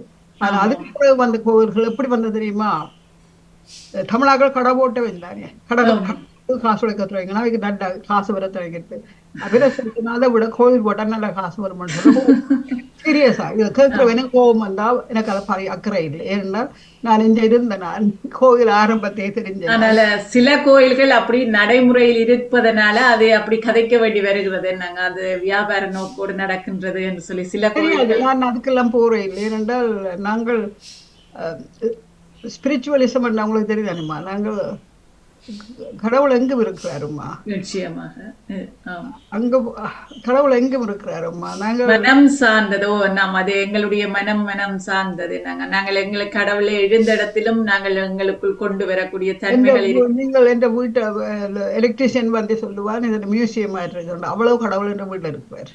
இந்தியாவுக்கு போற நேரம் எல்லாம் ஒவ்வொரு சில தருவாங்க, ஒவ்வொரு ஃப்ரெண்ட்ஸும் ஒரு கண்ணனையோ ஒரு முருகனையோ ஒரு சரஸ்வதியோ கையில தந்து விடுவாங்க. ஏன்னா அவங்க இவ்வளவு காலம் 55% லண்டன் இருந்தாலும் இந்த அம்மா அசல் தமிழ்ன்னு சொல்லுவாங்க. நான் தூக்கி பிடிச்சி கூட தெரியுறேன் இல்லை எல்லாத்தையும். நீங்க ஆரம்பத்துல விம்பிள்ட முருகன் கோயில் என்று சொன்னீங்க, அது ஒவ்வொரு நாளும் நீங்க போய் இல்ல இல்ல எங்களுக்கு ஒரு தினங்கள் இல்லையா செய்த என்ன மாதிரி ஃப்ரைடே எல்லாம் செய்தவையாம். நாங்கள் ஆமா நாங்கள் வெளியில இருக்கிறோம். நாங்கள் வீட்டுக்கு போறதுக்கு ஒரு கிழமை ஒரு மாதத்துக்கு ஒரு கதம் போவோம். என்னோட ஃப்ரெண்ட் சதா இருந்தபடியா சதா வீட்டு நிக்கிறோம். நாங்கள் போய் ஒரு மாதத்துக்கா வந்து என்னன்னா எழுதுறபடியா நாங்க அதை பற்றி கதைக்கிறது கொள்றது. ரெண்டு பேரும் 5 வயதுல இருந்து ஃப்ரெண்ட்ஸ். 2 5 வயதிலிருந்து பள்ளிக்கூடம் போன ஃப்ரெண்ட்ஸ். பின்ன ஸோ வந்து அவர் கோயிலுக்கு நாங்கள் ஒவ்வொரு மாதமும் வாரது. ஆனால் அது ஒவ்வொரு கிழமையும் ஃப்ரைடே அந்த ஹோலில் அவர் தேவார திருவாசகம் வச்சு அவர் செய்தவர். அவர்தானமா ஆரம்பிச்சது. அந்த நல்ல மனங்கள் ஆரம்பிச்சபடியா தான் எங்களோட தமிழ் இனம் இன்றைக்கு நல்லா இருக்கு. சீரியஸா சொல்றோம். அது காசு பணத்துக்கு காசுப்படாம தமிழ் கலாச்சாரம், தமிழ் பண்பாடு, தமிழ் பாரம்பரியத்தை இறுக்கி பிடிக்கணும்னு சொன்னவங்க தான் நந்தாக்கள். எப்ப இந்த ஆலயங்கள்ல எல்லா நாளும் பூசைகள் மற்றது திருவிழாக்கள் மற்றது 9ஆம் ஆண்டுகளுக்கு பிறகு இந்த அகதியார் வந்த பிறகு ரெகுலர் பூசை எல்லாம் வந்தது. அதுக்கு பிறகு அவங்க இறக்குமதி செய்தாங்க ஐயர்களை. அதுக்கு போய் தமிழர்கள் தான் தமிழ் பாட்டு அப்படித்தான் இருந்தது. இறக்குமதியா எல்லாம் இறக்குமதியாக்கப்பட்டது. வியாபாரங்கள், கடைகள், சாரி கடைகள் எல்லாம் என்னென்று சொல்ல போறேன்றால் ஒரு கமர்ஷியலைஸ் கம்யூனிட்டி என்று சொல்ற அளவுக்கு வந்துட்டது. இதுக்கு மேல இருந்தது கல்ச்சரல் கம்யூனிட்டி. என்ன பொறுத்த அளவில் ஒரு கல்ச்சர் பேஸ் கம்யூனிட்டி. நாங்கள் அவை இப்படி சாரி கட்டுறா இப்படி சாரி கட்டுறா நாங்கள் டோன் வந்து நாங்கள் ஒரு நாளும் போக இல்லை. ஏனென்றால் எங்களுக்கு சாரி கடை இருக்க இல்லை. நாங்கள் 2 கல்யாணம் நடந்தா 2 கல்யாணத்துக்கு ஒரே சாரியா கட்டி கொண்டு போயிருப்போம். ஏனென்றால் பிகாஸ் நாங்கள் பெரும்பாலானாக்கள் வந்தது படிச்சு போட்டு திருப்பி போறதுக்கு. இவர் வந்தது அவர் எம்எஸ்சி முடிய விட்டு நாங்க போறது அவ்வளவுதான். அப்படித்தான் வந்த நாங்கள். பின்ன நாங்கள் ஓடி ஓடி போய் இந்தியா கடையில சாரி வாங்கணும் மட்டும் இருக்கையில் எங்களுக்கு. இந்தியா கடையும் இருக்கையில் சீக்கிய கடைகள்லாம் கூட இருந்தது சவுத் ஓல்ல. அதுக்கு பிறகு அந்த 160,000 வந்த பிறகு சாரி கடைகள், நகை கடைகள் எல்லாம் படப்பட்டு வந்தது இந்தியன் குஜராத்தி ஆக்கள் வந்தபடியா. அதுக்கு முதல் இருந்தது கூட இருந்த கம்யூனிட்டி சீக் கம்யூனிட்டி தான். நாங்க வரைக்கும் இருந்த சீக் கம்யூனிட்டி.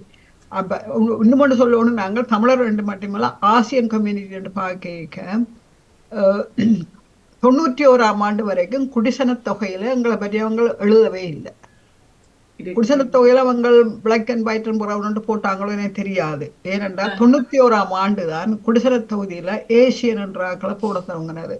இன்றைக்கு நாங்கள் over 5 million people over 5% 5 million people இருக்கிறோம். ethnic minority.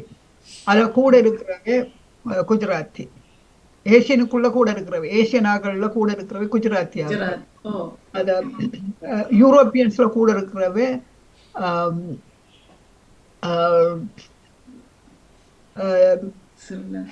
not Portuguese.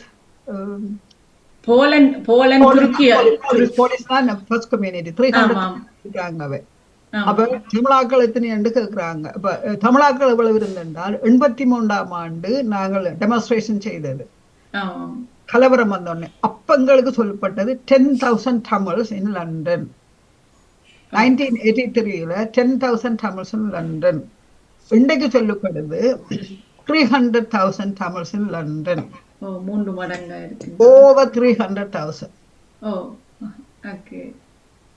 ஆமா, இப்பொழுது நீங்கள் 70வது ஆண்டு கால பகுதியில் வந்த பிள்ளைகள், நீங்கள் சொன்னீங்க குடும்பமாக வரும்போது சிறுவர்கள் வந்த அவர்களில் மொழியை நீங்கள் தமிழ் மொழியை கொடுக்க வேண்டும் என்ற ஒரு ஆர்வம் இருந்திருக்கும் தானே? அப்படியே தமிழ் பேசினாங்க, வீட்டுல தமிழ் பேசினாங்க, வெளியில இங்கிலீஷ் பேசினாங்க. ஆனால் அவங்க நான் சொன்னால் நான் பேர் சொல்ல விரும்புவேன். அன்றைக்கு தமிழன்று இருந்த பிள்ளைகள் எல்லாம் இந்தியன் செய்திருக்கிறாங்க, இங்கிலீஷை செய்திருக்கிறாங்க. அது நார்மலா நடந்தது. அது பிள்ளைகளுடைய விருப்பங்கள். தமிழ் கம்யூனிட்டி இருக்கே இல்லம்மா, அவங்க இங்கிலீஷோட படிக்கிறாங்க. அப்ப ஏசியன் என்றே பெரும்பாலும் இல்லையே அந்த காலத்துல. ஏசியன் கம்யூனிட்டி என்றது 72ஆம் ஆண்டு வரைக்கும் இருக்கே இல்லை. அந்த ஏசியன் கம்யூனிட்டி வரும் வரைக்கும் ஏசியன் கம்யூனிட்டி என்றது அங்கே விஜயம் இருந்தது. தமிழரை மட்டும் இல்ல, ஏசியன் ஆக்களும் அங்கே ஆசிய நாடுகள் முழுவதுமாக. 72ஆம் ஆண்டு அவங்க 160,000 வர்றாங்க. நாங்கள் 83ஆம் ஆண்டுக்கு பிறகு 83ஆம் ஆண்டு இது வரைக்கும் எத்தனை 37 years ஆயிப்ப. 37 years, roughly 37 years. No, anyway, nearly 40 years இல்லையா? Nearly 38 வருஷங்களுக்கு. ஆமா, 38 வருஷங்களுக்கு மேல. ஆமா, 300,000 வந்திருக்கிறோம். அதுக்கு மேலும் இருக்கலாம். ஏனென்றால் இன்றைக்கும் தமிழர்கள் வந்து கொண்டிருக்கிறார்கள். எப்படி வருகிறார்கள் தெரியாது. அடுத்தது யூரோப்பில் இருக்கிற தமிழர்கள் இந்த 12 நாங்கள் EU திறந்து விட்டோம் இல்லையா, ஆமாம். டோனிபிளியா EU என்று சொன்ன காலத்துல ஆயிரம். உடனே ஜெர்மனியில இருந்து நிறைய தமிழர் வந்துட்டாங்க. ஜெர்மனியில இதுவரைக்கும் 60,000 தமிழர்கள் இருக்கிறார்கள் சொல்லுங்க. அது 2010ஆம் ஆண்டு எடுத்த முடிவுகள் தான். அது அப்படி என்றால் அப்ப இருந்தது. நான் ஆய்வு செய்ய இருந்தது, இந்த கட்டுரைக்கு ஆய்வு செய்ய இருந்தது. இங்க 300,000 இருக்கிறாங்க. ஆல் டுகெதர் வெஸ்டர்ன் யூரோப்ல 500,000 தமிழ்ஸ் இருக்கிறாங்க. அப்படி என்றால் 200,000 அங்க இருந்திருக்கிறாங்க. இப்ப எல்லாம் மிக்ஸ் பண்ணி கனடாக்கு போறெல்லாம் கூட இருக்குது. நாடுகள் மாறுறது. ஆமா. அடுத்தது எங்கடாக்கள் யூரோப்பியன் கண்ட்ரிக்கு இருந்து லண்டனுக்கு மட்டுமில்ல, English speaking country Canada, Australia, New Zealand, அதுக்கு மட்டுமில்ல இன்னைக்கு நிறைய பேர் கென்யாக்கெல்லாம் போயிடும். ஏனென்றால் பிசினஸ் ஆப்பர்ச்சுனிட்டி. இங்கேயும் வீடு இருக்கு, கென்யாலையும் வீடு இருக்கு. அப்ப உங்களோட காலப்பகுதியில் அந்த 70வது ஆண்டு காலப்பகுதி வந்த தமிழர்கள் அனைவரும் படிப்போடு வந்து இங்கு வந்து வேலை செய்தார்களா, அல்லது வேறு நாடுகளுக்கு போய் திரும்பி இலங்கைக்கு படிக்க வந்தவர்கள்? நான் சொன்னேன் தானே, என்னுடைய மைத்திர படிக்க வந்தவர்கள் இங்க இருக்க அனுமதி இல்லை. they have to go somewhere else.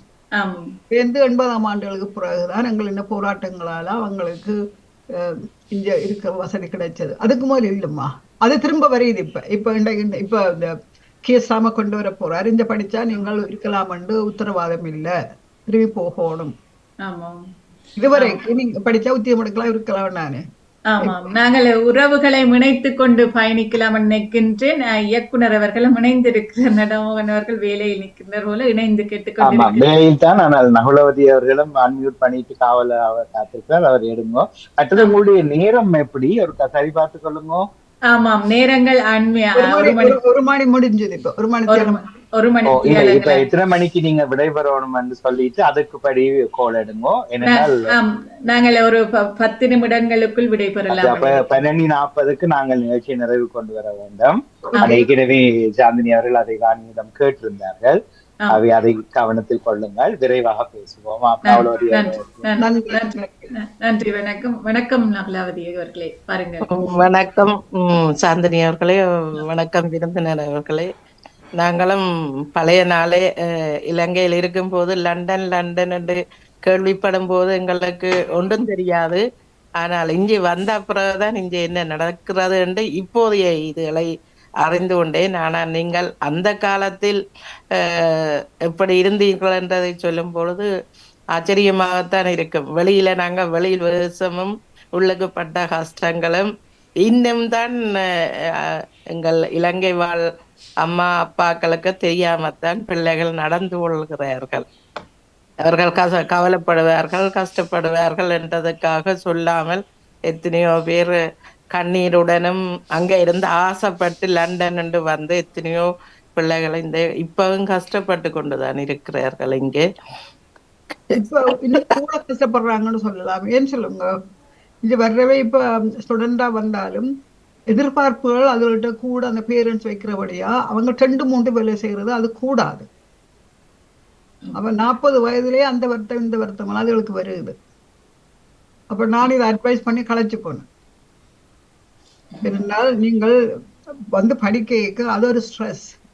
என்ன படிச்சு முடிய விட்டு அந்த பிள்ளை நார்மல் ஒர்க் செய்யுது, இந்த வீக்கெண்ட் வேலை செய்யுது, இடையில கடையில போய் 2 மணி நேரம் வேலை செய்யுதுன்றெல்லாம் கேள்விப்படுறேன்.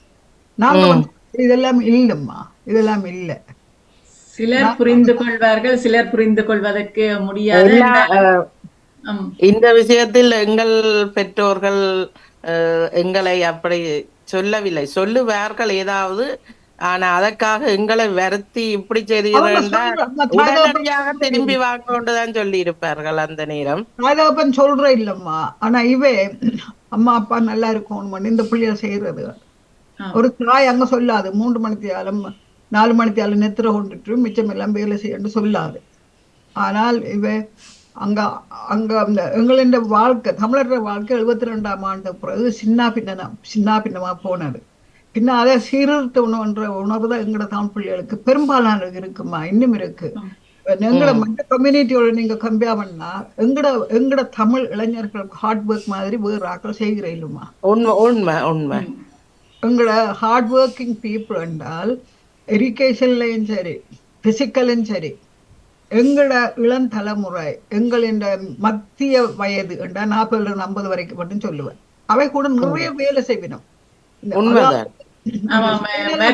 வருத்தங்கள் நோய்கள் ஏற்பட்டாலும் அந்த நோய்களை வீட்டில இருக்க மாட்டார்கள். வீட்டில் இருக்காமல் செய்யறதுல எங்களுடைய நாட்டவர்கள் அதிகமாக, அதிலும் தமிழர்கள் அதிகமாக செய்து கொண்டிருக்கிறார்கள். அவ்வாறு அந்த லீவும் எடுக்க கூடாது, உடனடியாக லீவ் எடுத்தா அவைக்கு கரைச்சல் என்ற முறையில கூட அப்படி ஏடாவிட்டாலும் விலகி செல்லுகிறார்கள். சுயநலமற்ற முறையில நாங்க வளர்க்கப்பட்டவங்க இல்லையா? எங்க குடும்பத்துல எங்களோட குடும்ப அமைப்பு அப்படி விட்டு கொடுத்து வாழணும் இருக்கு. அப்படின்னா அதுக்கு சிஸ்டர்ஸுக்காக வாழ்றது, பிரதர்ஸ்க்காக வாழ்றது எல்லாம் இருக்கு. அதால ஒரு தமிழன் என்ன மாதிரி வாழ்றான்ன்றது இந்த கதைகளை நீங்க படிச்சா தெரியும். ஏனென்றால் நான் ஒரு கதையாசிரியை மட்டும் இல்லை, நான் ஒரு மெடிக்கல் ஆந்த்ரோபாலஜிஸ்ட் என்றால் நாங்கள் சமுதாய மாற்றங்களை உணர்ந்து எழுதுனாங்க. சமுதாயம் என்ன மாதிரி போன 50 வருஷத்துக்கு முதல்ல இருந்தது இப்படி இருக்கு. இப்போ ஏசியன் கம்யூனிட்டி எடுத்து பார்த்தா அவன் கேட்பாங்க என்ன உன்னுடைய அபிப்பிராயம் என்று சொன்ன நான் சொல்லுவேன், அவன் நல்லா பாலிவுட் டான்ஸை மியூசிக்கை போட்டு டான்ஸ் ஆடிக்கொண்டிருக்கிறான். ஏனென்றால் அவை எங்களை மாதிரி அவைக்கும் குடும்ப பொறுப்புகள் இருக்கு, எங்களை மாதிரி இருக்கு. ஆனால் எங்களை மாதிரி 2-3 வேலை செய்யறதாக எனக்கு தெரியாது. அதைத்தான் சொல்றேன். ஆமா. ஆனால் நீங்க அந்த 70ஆம் ஆண்டு காலப்பகுதியில இப்ப வந்தவர்கள் எங்களுடைய மொழி, எங்களுடைய சமயம் அப்படி பாதுகாக்க வேண்டும், அதுகளை வளர்க்க வேண்டும் என்று சொல்லி அவர்கள் ஆர்வத்தோடு இருந்தவர்களா? அதுதான் அம்மா 70ஆம் ஆண்டு லண்டன் முரசு ஆரம்பிச்சாச்சுமா. அப்ப பையங்கள் வந்த உடனே இந்த பையங்கள் 72ஆம் ஆண்டு அங்கிருந்து பிரச்சனை வந்த பையங்கள் உடனடியாக பத்திரிகை தொடங்கிட்டாங்கன்னு சொல்றேன். மாணவர்கள் கையெழுத்து பத்திரிகை அது இது எத்தனையோ வந்து தொடங்கிட்டது. ஒரு தொகை அது ஒரு கட்டுரையாளர் சாந்தினி அவர்களுக்கு இதில் ஆர்வம் இருக்கும். ஐரோப்பாவின் முதல் சஞ்சிகை, ஐரோப்பாவின் ஈழத்தமிழர் சஞ்சிகை லண்டன் முரசு. லண்டன் முரசு தான். அதை நீங்கள் பதிவாக்கி கொள்ளலாம். மற்றது அந்த கோயில் லிட்டில் விம்பிள்டன் என்ற கோயில தான் அந்த இல்லை அது ஆச்சிவே முருகன் கோயில் 78ஆம் ஆண்டு தான் ஆரம்பிக்கப்பட்டது.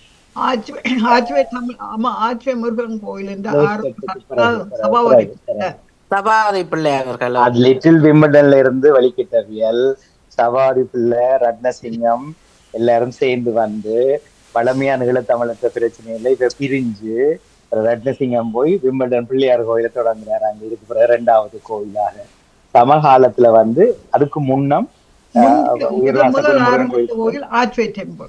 ஆச்சுவேல் 2வது ஈஸ்ட் மணப்பாக் முருகன் கோயில். அது இந்தியாவின் தென்னிந்தியாவின் செட்டியார்களால் ஆரம்பிக்கப்பட்டது. அது ஈழத்தமிழர்களால் 2வது 3வது விம்பிள்டன் பிள்ளையார் கோயில் என்று சொல்லலாம். இன்றைக்கு கிட்டத்தட்ட 70 கோயில்கள் 70 கோயில் இருக்கு. அது 70ம் 3 தவிர மிச்சம் அத்தனையும் ஈழத்தமிழர்கள் தான் நடத்துறாங்க. 3 கோயில் தான் இந்திய தமிழர்கள் நடத்துறாங்க. ஆக்ஸ்போர்ட்ல பாலாஜி டெம்பிள், மற்றது ஈஸ்டாம்ல 2 இருக்குது. பர்மிங்ஹாம்ல ஆக்ஸ்போர்ட் பாலாஜி. ஆனால் இப்ப சின்ன சின்ன கிறிஸ்தவ கோயில்கள் இருக்கு. ஹரே ராமா வேல்ஸும் இப்போது கூடுதலான இந்திய மக்கள் தான் புறப்பட்டு கொண்டிருக்கிறார்கள். அது இலங்கை சிங்கள மொழி பேசும் சில்வா அவர்களால் பின்பு சுப்பிரமணியம் என்ற பெயர் மாற்றப்பட்ட அவருடைய ஆரம்பம் தான். அவர் ஸ்டூடெண்ட் விசாவில் ஓவர்சியா இருந்து ஒளிச்சு போயிருந்த இடம் தான் அந்த இங்க வேல்ஸ்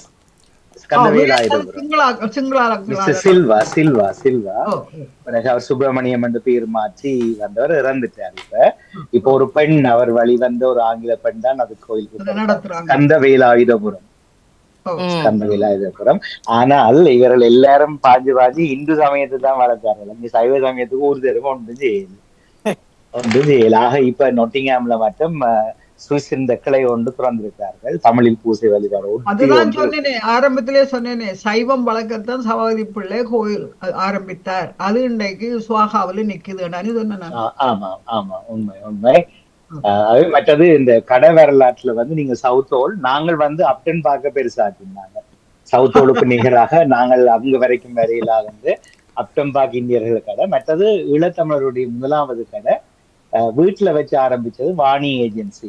அன்பானந்தன் என்று நீர்வேலியை சேர்ந்தவர் இப்போதும் இருக்கிறார். அவர் வீட்டுல வச்சு வீடியோ கடை வாங்கினார். அப்ப வீடியோ காப்பி பண்ணி கொடுக்கிறது. அதே டைம்ல இன்றைக்கு சிக்ஸ் குமார் என்று தமிழ் நிறுவனம், அவரும் இப்போ சக்தி காஷங்கரி முன்பு பேர் தருது இல்ல நோர்த் இந்தியன் கடை, அதுக்கு 3வது மாடியில ரூம்ல வச்சு வீடியோ கடை தொடங்கினார். 2 பேரும் தான் ஈஸ்டாம். இன்றைக்கு ஈஸ்டாம் ஐஸ்ட்ரீட்ல 108 தமிழ் கடை இருக்குது. ஆனா ஈழத்தமிழர்கள் மட்டுமல்ல, சிங்கப்பூர், தமிழ்நாடு எல்லாரும் சேர்ந்து பெருமை பேசுறது. தொடருங்கோ, வாழ்த்துக்கள். ஒரு சின்ன கேள்வி, நேரம் இருக்கவேளை பேசிட்டு விடைபெறுங்கோ. அதுக்கு கேட்கல. நாங்கள் இப்போ திருப்பி ராஜேஸ்வரி பாலசுப்ரமணியம் அவர்களை கொண்டு திருப்பி நாங்கள் 74ஆம் ஆண்டுக்கு கொண்டு விட்டால் என்ன மாற்றங்களை செய்வார்? அதை என்ன பிளவு திட்டம் என்று நினைக்கிறார்? இதை செய்திருந்தால் நாங்கள் ஒருவேளை இன்றைக்கு கொஞ்சம் சீரா இருந்திருப்போமோ என்று நினைப்பீங்கள் என்றதை மட்டும் சொல்லுங்க. நான் கேட்கிறேன். என்ன நேரம் நெருங்குறபடினா நான் அப்படியே வீட்டுல போட்டு கேட்கிறேன். 74ஆம் ஆண்டுகளிலிருந்து நான் ஒரு தமிழ் சமுதாயத்தை எப்படி பார்க்க நினைக்கிறேன்னா, தமிழை வளர்க்கிற சமுதாயம் இல்ல இப்ப கொண்டு இன்றைக்கு 2025ஆம் ஆண்டு கொண்டு உங்களை 74ஆம் ஆண்டுல இறக்குறோம்.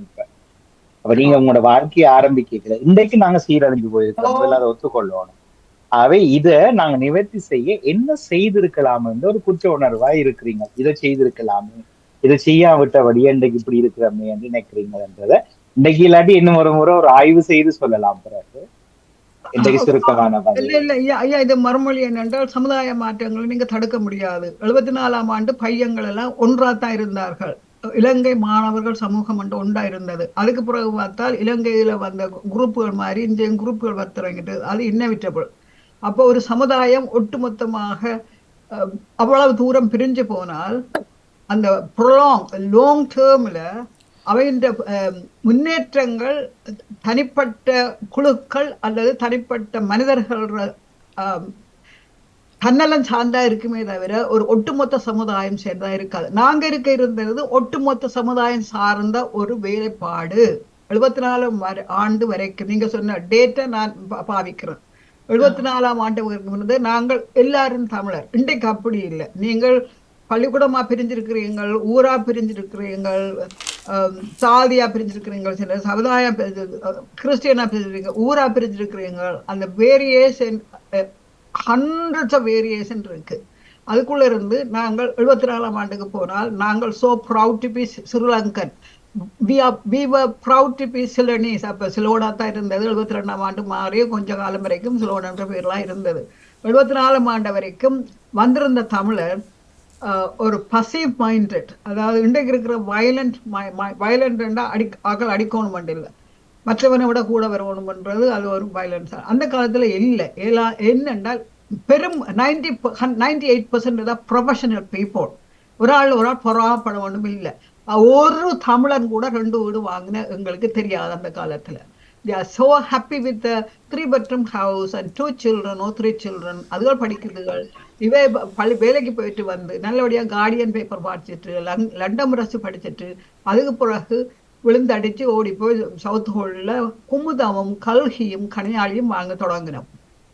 அவ அந்த அளவுக்கு ஒரு இனியிலிருந்து இறுக்கமான சமுதாயம் 74ஆம் ஆண்டு வரைக்கும் அதுக்கு நாங்க திருப்பி எடுக்க முடியாது. ஏனென்றால் நாங்கள் உடைந்து போன சமுதாயம். இல்ல அப்ப சில மாற்றங்களை கொண்டு வந்தால் அது இப்ப நன்றாக இருக்கும். அந்த மாற்றம் முடியாதுமா. ஏனென்றால் ஆல்ரெடி அந்த 74ஆம் ஆண்டுக்கு பிறகு அங்க ஆரம்பிக்கிறாங்கல்ல இது போராட்டம், இது ஆரம்பிச்சாச்சுமா. நாங்கள் தவிர்த்திருக்க முடியாது.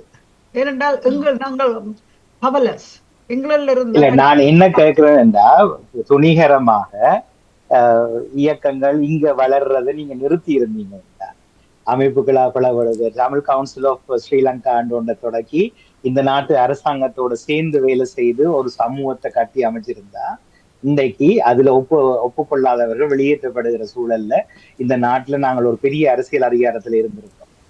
நீங்கள் இயக்கங்களை குழுக்களாக வளர விட்டது தவறு. நான் என்ன கொண்டு 82ஆம் ஆண்டு கொண்டு வச்சு விட்டால் எல்லா இயக்கத்தையும் பேன் பண்ணுவோம். எல்லாரும் coming under one roof with the work of between கவர்மெண்டோட தான் நாங்க சேர்ந்து வேலை செய்யலாம். அன்டில் அதர்வைஸ் நாங்கள் இங்க இருந்து வெளியேறும் வரைக்கும். அது வரைக்கும் நாங்கள் இங்க உள்ள பிரித்தானிய ஐயா சமூகத்துக்குள்ள நான் இப்ப முதல் சொன்னது உங்களுக்கு ஞாபகம் இருக்கணும். 91ஆம் ஆண்டு வரைக்கும் குடிசன இல்ல மதிப்பீடுகள் அது வந்து சரி நாங்க இல்ல. அது ஏனென்றால் சரி அவங்களுக்கு வெள்ளக்காரரை பொறுத்தளவுல தொகை இல்ல எடுபட்டிருக்க. ஐயா இதை கேளுங்க. ஏனென்றால் பெரும்பாலானவர்கள் வந்து படிச்சுட்டு போனவங்க, பாலசுப்ரமணியம் படிச்சுட்டு போகத்தான் வந்தவர். சோ அப்ப நாங்கள் போய் பாராளுமன்றத்தை கலைக்கிறதுக்கு ஒரு இன்ட்ரெஸ்டும் இருக்க இல்லை. ஏனென்றால் every single one of us. Okay வன்னிக்கோடும் எப்ப நீங்க முதலாவது மோர்கேஜ் வாங்குறதுக்கு பேங்க் போனீங்களோ 25 வருஷம் கடன் கட்டுறதுக்கு அண்டையில இருந்து நீங்க போற 76ஆம் ஆண்டு தான் போனது. ஏனென்றால் அண்டையில இருந்து வீட்டா ஊருக்கு போற எண்ணத்தை கைய விட்டுட்டீங்க 25 வருஷம். இல்ல 71ஆம் ஆண்டுக்கு பிறகு என்ற மச்சாங்கள் எல்லாம் வர தொடங்கின உடனே அங்க பிரச்சனை. அடுத்தது ஆர்கனைசேஷன் ஆரம்பிச்ச உடனே யாழ்ப்பாணத்துல இருந்து வருது. அவங்க ஸ்டூடெண்ட்ஸை கூப்பிடுறாங்க தங்களை சேர சொல்லி ஆல்ரெடி ஸ்டார்டட்ப்பா. அப்ப இந்திய அனுபவத்துல தானே பின்னால போறோம். இந்திய அனுபவத்துல இருந்தா நீங்கள் பின்னால போறீங்க. அன்றைக்கு இருந்த சூழல் தெரியுது, நீங்க விளங்கப்படுத்திட்டீங்க. இந்திய அனுபவத்துல திருப்பி கொண்டு அந்த 64 விட்டா அல்லது 83 விட்டா அல்லது 90 விட்டா என்றுதான் நான் கேட்டேன். ஏனென்றா இது செய்ய தவறிட்டோம். 90 விட்டா அந்த 74ஆம் ஆண்டு we didn't have a power with the British. இன்றைக்கு எங்களுக்கு பவர் இருக்கு. ஏனென்றா நாங்கள் voting பவர் இருக்கு எங்களுக்கு. அப்ப இல்ல ஒரு எம்பியை கூட ப்ரொடியூஸ் பண்ண முடியும். இல்ல இன்னைக்கு வந்து ஒரு எம்பிக்கும் 6 மேயர்களுக்கும் எலெக்ஷன் நடந்து கொண்டிருக்குது. எத்தனை ஈழத்தமிழர்களுக்கு இது தெரியும்? இந்த நாட்டுல வாழ்ந்து கொண்டு கிளைம் எடுத்து கொண்டிருக்கணும். இன்றைக்கு ஓட்டிங் நடந்து கொண்டிருக்குது. இப்ப நாங்கள் அட்டாச் இல்லை, நாங்க இன்டகிரேட் பண்ணாம விட்டுட்டோம். சும்மா தமிழ் அது அது நடாமகன் ஐயா இத நான் சொல்ல சாரி பாலசுப்ரமணியன் சொன்னது. ஏனென்றால் எங்களுக்கு நடந்த விஷயம் என்னென்றால், பாலசுப்ரமணியம் போல ஆக்களுக்கு நடந்த விஷயம் என்னென்றால், தூரத்துல இருந்தபடியா இன்டராக்ஷன் வித் இங்கிலீஷ் பீப்புள். ஆனால் ஒரு கம்யூனிட்டியாக நாங்க இண்டிவிஜுவல் ஃபேமிலிஸ் லண்டன்ல இருந்த தமிழாக்கள் இன்டராக்ஷன் இருக்க இல்ல. நாங்க வெளியில இருந்து அவர் பிரிட்டிஷ் அதுதான் நான் இன்றைக்கு 43 வருஷமா லேபர் பார்ட்டியில் இருக்கிறதுக்கும் பெண்கள் ஆர்கனைசேஷன் இருக்கிறதுக்கும் காரணம் my life with English people. ஆனா இங்க வந்தவே விம்பிள்டன்ல தான் கூட இருந்தாங்க தமிழாக்கள். ஒரு சர்டனாக அதுக்குள்ள ஊர் பெயர் வித்தியாசம் இல்லாம தமிழாக்கள் ஒன்று சேர்ந்துருந்தாங்க. சிங்கள இங்கிலீஷ்காரரோட சேர்ற குறைவு இல்ல. அதுதான் ஒரு சொசைட்டி. அதுதான் நான் சொன்னேன். British Tamil council of Sri Lanka, British Tamil council of Sri Lanka நிறுவி இதுண்ட கான்ஸ்டிடியூஷன்ல வி ஒர்க் வித் கவர்மெண்ட். இங்கத்தே கரண்ட் கவர்மெண்டோட வேலை செய்யணும், நாங்கள் இங்கதான் என்று சொல்லி ஒரு புதிய ஒரு லோவை உருவாக்கி இருக்கோம். பரவாயில்லை. இப்ப நீங்கள் ஈலிங்லயும் சவுத் ஈஸ்ட் லண்டன் லூசியத்லயும் கிட்டத்தட்ட ஒரு 76களுக்கு பிற்பகுதியில் ஆட்கள் கூட என்ன ஷெல்டெக்ஸ் என்ற யூனிவர்சிட்டி இங்க பாலிடெக்னிக் ஆஃப் லூசியம், மற்ற நோர்த் லண்டன் போலி வந்து நோர்த் லண்டன்ல அவியல் ஈலிங் ஆட்கள் பில்டப் பண்ண தொடங்கியவியல். பிறகுதான் ஈஸ்டாம் பக்கம் எல்லாம் விதவினது. நான் என்ன சொல்றேன்னா, இப்பவும் எங்களுக்கு ஒரு கட்டுத்தரை இல்லை. குறைஞ்சபட்சம் சரி இந்த அறவிழந்த இந்துசியமாவே நாங்கள் ஏற்றுக்கொண்டு ஒரு மதத்துக்குள்ளேயோ அல்லது ஒரு விஷயத்துக்குள்ள கட்டுப்பாடா வளர்ந்திருந்தோம்னா எங்களுக்கு ஒருத்தர் சொல்லுவார், இப்படி செய்யணும் இப்படி செய்யாட்டி உங்களை வெளியில போட்டுவேன். எங்களுக்கு ஒன்றுமே இல்லை. அவன் இஷ்டப்படி கடவுள் நிகழ்ச்சி அமைப்புகளை தொடங்குறது, மற்றவனை தாக்குறது, இப்படியே அழிஞ்சு கொண்டு ஒரு விஷயத்த கூட செய்யறமே. அதனாலதான் நான் கேட்டேன். இருந்தாலும் தொகுப்பாளுடைய நேரம் போயிடுது. நாங்கள் இன்னும் ஒரு தருணம் ஐயா நடாமோகன் 55 வருடமா தமிழ்ல எழுதுற ஒரே ஒரு பெண்மணி. வெஸ்டர்ன் யூரோப்ல மேற்கத்திய நாடுகள்ல இந்தியர்கள் எவ்வளவு காலம் வந்தாலும் தமிழ்ல எழுதுற ஒரே ஒரு பெண்மணி ராஜஸ்ரீ பாலசுப்ரமணியம். ஆனா ஒரு தனிநபராக அதை போட்டுறோம், சமூகமாக எங்களுக்கு போட்ட முடியல. அதுதான் பிரச்சனை. இல்ல தனிநபராக உங்களுடைய விஷயத்தை நாங்கள் ஏற்றுக்கொள்றோம் என்று சொன்னீங்க இல்லையா? இப்ப எத்தனை பெண்கள் வாய்ப்பு இருக்குது. வெள்ளக்காரர் கூப்பிட்டு டெல் யூ எக்ஸ்பீரியன்ஸ். இன்னைக்கு சாந்தினி கேட்ட மாதிரி என் வெள்ளக்கார ஃப்ரெண்ட்ஸ் எத்தனையோ கேட்கிறது. Come and tell us about your experience of racism, tell us about your campaign for women's right, tell us about your equal right campaign with Jeremy Corbyn. All this அதுகள் கேட்குது. எங்கட ஆக்கள் 55 வருஷம் உங்களுடைய வாக்கிங் ஹிஸ்டரி என்று British சொல்ற மாதிரி இதுகள் கேட்காதுகள். எங்கட தமிழ் பொம்பளை பிள்ளைகளை தாயகப்பன் சொல்லி வச்சிருக்கிறோம், அது மட்டக்களப்பு மனசு கதைக்க வேண்டும். ஏன்னா ஐ டோன்ட் நோ என்ன சொன்னு தெரியாது. அந்த மாதிரி இன்ட்ரெஸ்ட் இல்ல எங்கட ஆக்களுக்கு. மிக்க மகிழ்ச்சி. என் பக்கத்தில் விடைபெறுகிறேன். நான் அடுத்த வேலைக்கு ஓடுறோம். நீங்க சொன்ன மாதிரி ஓடி ஓடி உழைக்கிறோம். நன்றி, வணக்கம். சாந்தினிமா, சாந்தினி 74ஆம் ஆண்டு நாங்க நிக்கிறோம். இப்ப என்ன 74ஆம் ஆண்டுக்கு பிறகு இப்ப நான் கிட்டத்தட்ட 60 வருஷம் இல்லையா? 74ஆம் ஆண்டு. ஆமாம், கிட்டத்தட்ட. நான் சொல்றேன், எங்கட தமிழாக்கள் இன்றும் பிரிஞ்சிருக்கிறபடியால் பெருசா தெரியாம இருக்குது. அவை ஒரு எம்பிஏ ப்ரொடியூஸ் பண்ணா பெரிய சந்தோஷப்படினோம். ஆனால் எங்களுக்குள்ள திறமை எவ்வளவோ இருக்குது. நிச்சயமாக அதுகளை எல்லாத்தையும் நாங்கள் அங்கீகரிக்கிறதுக்கு அவ்வளவுக்கு பொறாப்புற சொசைட்டியா இருக்கிறோம். ஆமா, சிலர் இருக்கணும், 1-2 பேர் இருக்கணும், இல்லைன்னு சொல்ல முடியாது. மாதிரி எத்தனை பொம்பளை வந்து கேட்குதுகள் இல்லையே. ஆமா, கேட்பதற்கு அவர்களுக்கு வேலை காரணம் என்று சொல்லுவார்கள். அடுத்தது அந்த துறை சார்ந்த இன்ட்ரெஸ்ட் அவர்களிடம் வர வேண்டும் என்று நான் நினைக்கின்றேன். இல்லம்மா, லிசன் டு மீ. அப்ப இன்னைக்கு வந்து பெரும்பாலான நாங்கள் அகதியா வந்தவங்க இல்லையா? ஆமா ஆமா, அகதியா வந்தவங்க ஒர்க்கிங் கிளாஸ் ஆக்கலான்னு வைக்கலாம். ஏனென்றால் அது பெரிய ஜொப்போட வரையில. ஆமா, நாங்க வந்தது மத்திய தர வர்க்கத்தெல்லாம் வந்தது. ஆனால் 3 பிள்ளை இருக்க நான் யூனிவர்சிட்டிக்கு போறேன். அப்ப இவே வலு சொகுசா இருந்துட்டு அந்த காசு இந்த காசெல்லாம் எடுத்து சொகுசாரி யூனிவர்சிட்டிக்கு போயிடும். அப்ப நாங்கள் என்ன மாதிரி ஸ்ட்ரகிள் பண்ணோம்ன்றது பெரிய ஒரு சரித்திரம். நீ ஒரு திரைப்பட பட்டதாரியா வந்த அனுபவத்தை சொல்லு. முதலாவது ஆசிய பெண்மணி திரைப்பட பட்டதாரியா வர்றா, ஏன்னு சொல்லு. அதுல அவர்களுக்கு விருப்பம், ஆர்வம் இருக்குது. நாங்க அந்த கதைகளை அறிய வேண்டும், அதுல இருக்கிற என்னென்ன அவர்கள் கஷ்டப்பட்டார்கள், என்னென்று செய்தார்கள் என்று அறிய ஆவல் இருக்கிறது. அதனால அவர் கேட்கிறார்கள். உண்மையில எங்களுடைய இன்றைய நிகழ்ச்சியில நீங்கள் 70வது ஆண்டு கால பகுதியில் லண்டனில் வந்து எவ்வாறு வாழ்ந்திருந்தீர்கள், தமிழர்களுடைய வாழ்க்கைகள் எவ்வாறு இருந்தது என்று அழகாக சொல்லி இருக்கிறீங்க. நாங்கள் அடுத்தடுத்த முறைகள்ல நாங்கள் அடுத்த நிகழ்ச்சிகளுக்கு செல்லலாம் என்று நினைக்கின்றேன். உண்மையில உங்களுடன் நீண்ட கதைகள் இருக்கிறது, ஆர்வங்கள் இருக்கின்றது. அவைகள் வெளிப்படுத்த நாங்கள் எங்களால் இயன்ற அளவு முயற்சிப்போம் என்று இருக்கின்ற வாணியக்காம் இருக்கின்ற நினைக்கிறேன். வணக்கம் வணக்கம் சத்ய ஸ்ரீனிசங்கர் அவர்களே, வாருங்கள். அனைவருக்கும் இந்நேர உற்சாக வணக்கத்தை கூறிக்கொண்டு ஜெர்மனியிலிருந்து சத்ய ஸ்ரீனிசங்கர் வந்திருக்கின்றேன். நான் சாந்தினி துறையரங்கன் உங்களுடைய நிகழ்ச்சியை நான் சிறிது நேரமாக கேட்டுக்கொண்டிருக்கின்றேன். மிகுந்த வாழ்த்துக்கள், மிகுந்த வாழ்த்துக்கள். ஒரு ஆளுமை பெண்ணை நீங்கள் கொண்டு வந்து இன்றைய விருந்தினராக எங்களுக்கு கொண்டு வந்து நீங்க பல விஷயங்களை எங்களுக்கு அவ மூலம் அறிய தந்திருக்கிறீங்க. நான் 2000ஆம் ஆண்டு இவவை பற்றி நான் கேள்விப்பட்டேன். நான் 25 வருடங்களுக்கு முன்னரே நான் இவவை பற்றி அறிந்திருக்கிறேன் ஊடகங்களின் ஊடாக. இன்றுதான் நேரடியாக பார்ப்பதிலே உண்மையிலேயே நான் மட்டற்ற மகிழ்ச்சி அடைகிறேன். நன்றிமா. எவ்வளவோ நீங்க எவ்வளவோ சாதிச்சிருக்கிறீங்க, எவ்வளவோ படைச்சிருக்கிறீங்க.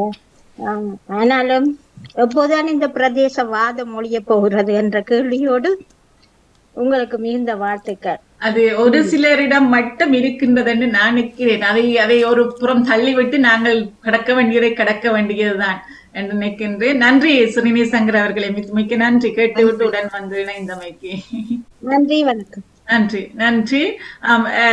வணியக்கா, நாங்களும் நிகழ்வு மிக்க நன்றி சாந்தினி அவர்களே. நன்றி. நிறைய எண்ணங்கள் அவரிடம் இருக்கிறது வாணியக்கா. உண்மையில பகிர்வதற்குத்தான் அவரது விருப்பங்களோடு அதை பகிர்வதற்கும் ஒரு நேரங்கள் சந்தர்ப்பங்கள் எங்களுக்கு கிடைக்கும் என்றால் நாங்கள் அதை செய்து கொண்டு போகலாம். எங்களது நேரங்கள் தான் இருவருக்கும் இடைப்பட்ட நேரங்களை நாங்கள் தொகுத்து எடுத்து கொண்டு போறதுதான் ஒரு இந்த நேரமாக இருக்கிறது. மிக்க நன்றி வாணியக்கா, உங்களுடைய இணைவினால இணைந்த நகுலாவதி அவர்களும் இணைந்து தங்களது நன்றி உங்கள் இருவருக்கும் வாணிக்கு நன்றியை கூறி நானும் கிடைக்கிறேன். நன்றி நன்றி நன்றி நாகலாவதி தில்லைத்தேவன் அவர்களே. மிக நன்றிகள் ராஜேஸ்வரி பாலசுப்ரமணியம் அவர்களே. இன்றைய முற்றத்து மலர் சிறப்பு நிகழ்ச்சியில வந்து உங்களது கருத்துக்களையும் உங்களது ஆதங்கங்களையும் பதிந்திருக்கிறீர்கள். மிக்க நன்றிகள். இன்றைய நிகழ்வில வந்து வாழ்த்திய செல்வி நித்யானந்தன் அவர்களும் நகுலாவதி தில்லைத்தேவன் அவர்களுக்கும் சக்தி ஸ்ரீனிசவங்கர் அவர்களுடன் இயக்குனர் நடாமோகன் அவர்களுக்கும் இந்த தொழில்நுட்பத்தில் உதவி செய்து எங்களது ராஜேஸ்வரி பாலசுப்ரமணியம் அவர்களை இந்த நேரத்தில் இணைத்து அவர்களது ஆதங்கங்களையும் அவர்களது ஆர்வத்தையும் இதில் பதிந்து உதவி செய்த வாணியக்காக்கும் நன்றி கூறிக்கொண்டு விடைபெறுகிறோம். அடுத்த முற்றத்து மலர்கள் இன்று 2 முற்றத்து மலர்கள் மலரப் போகின்றன. நன்றி, வணக்கம். சொல்லுங்க அடுத்த முற்றத்து மலர்களையும். இன்று அடுத்த முற்றத்து மலரும் இருக்கிறது. ஜெர்மனியில் இருந்து ஒரு விருந்தினர் இணைகின்றார். நீங்களும் இணைந்து கேட்க முடியும் என்றால் அந்த நேரத்தில் இணைந்து கொள்ளுங்கள். என்ன ப்ரோக்ராம்? முற்றத்து மலர் நிகழ்ச்சி தான் இப்ப நடக்குதா? இன்று வியாழக்கிழமை 6:45 தொடங்கும். மாலை 6:45. ஓகே. வளமே அந்த நேரம் தான் அன்றி நடக்கிறது. இது உங்களுடன் கதைப்பதற்காகத்தான் இந்த நேரத்தை நான் ஒதுக்கி இருந்தோம். வாணியக்கா ஒதுக்கி தந்திருந்தார். மிக்க நன்றி. நன்றிகள். கேட்டுக்கொள்ளுங்க. நன்றி, மிக்க நன்றி சாந்தினி அவர்களே. நன்றி நன்றி நன்றி அவர்களே. வணக்கம்.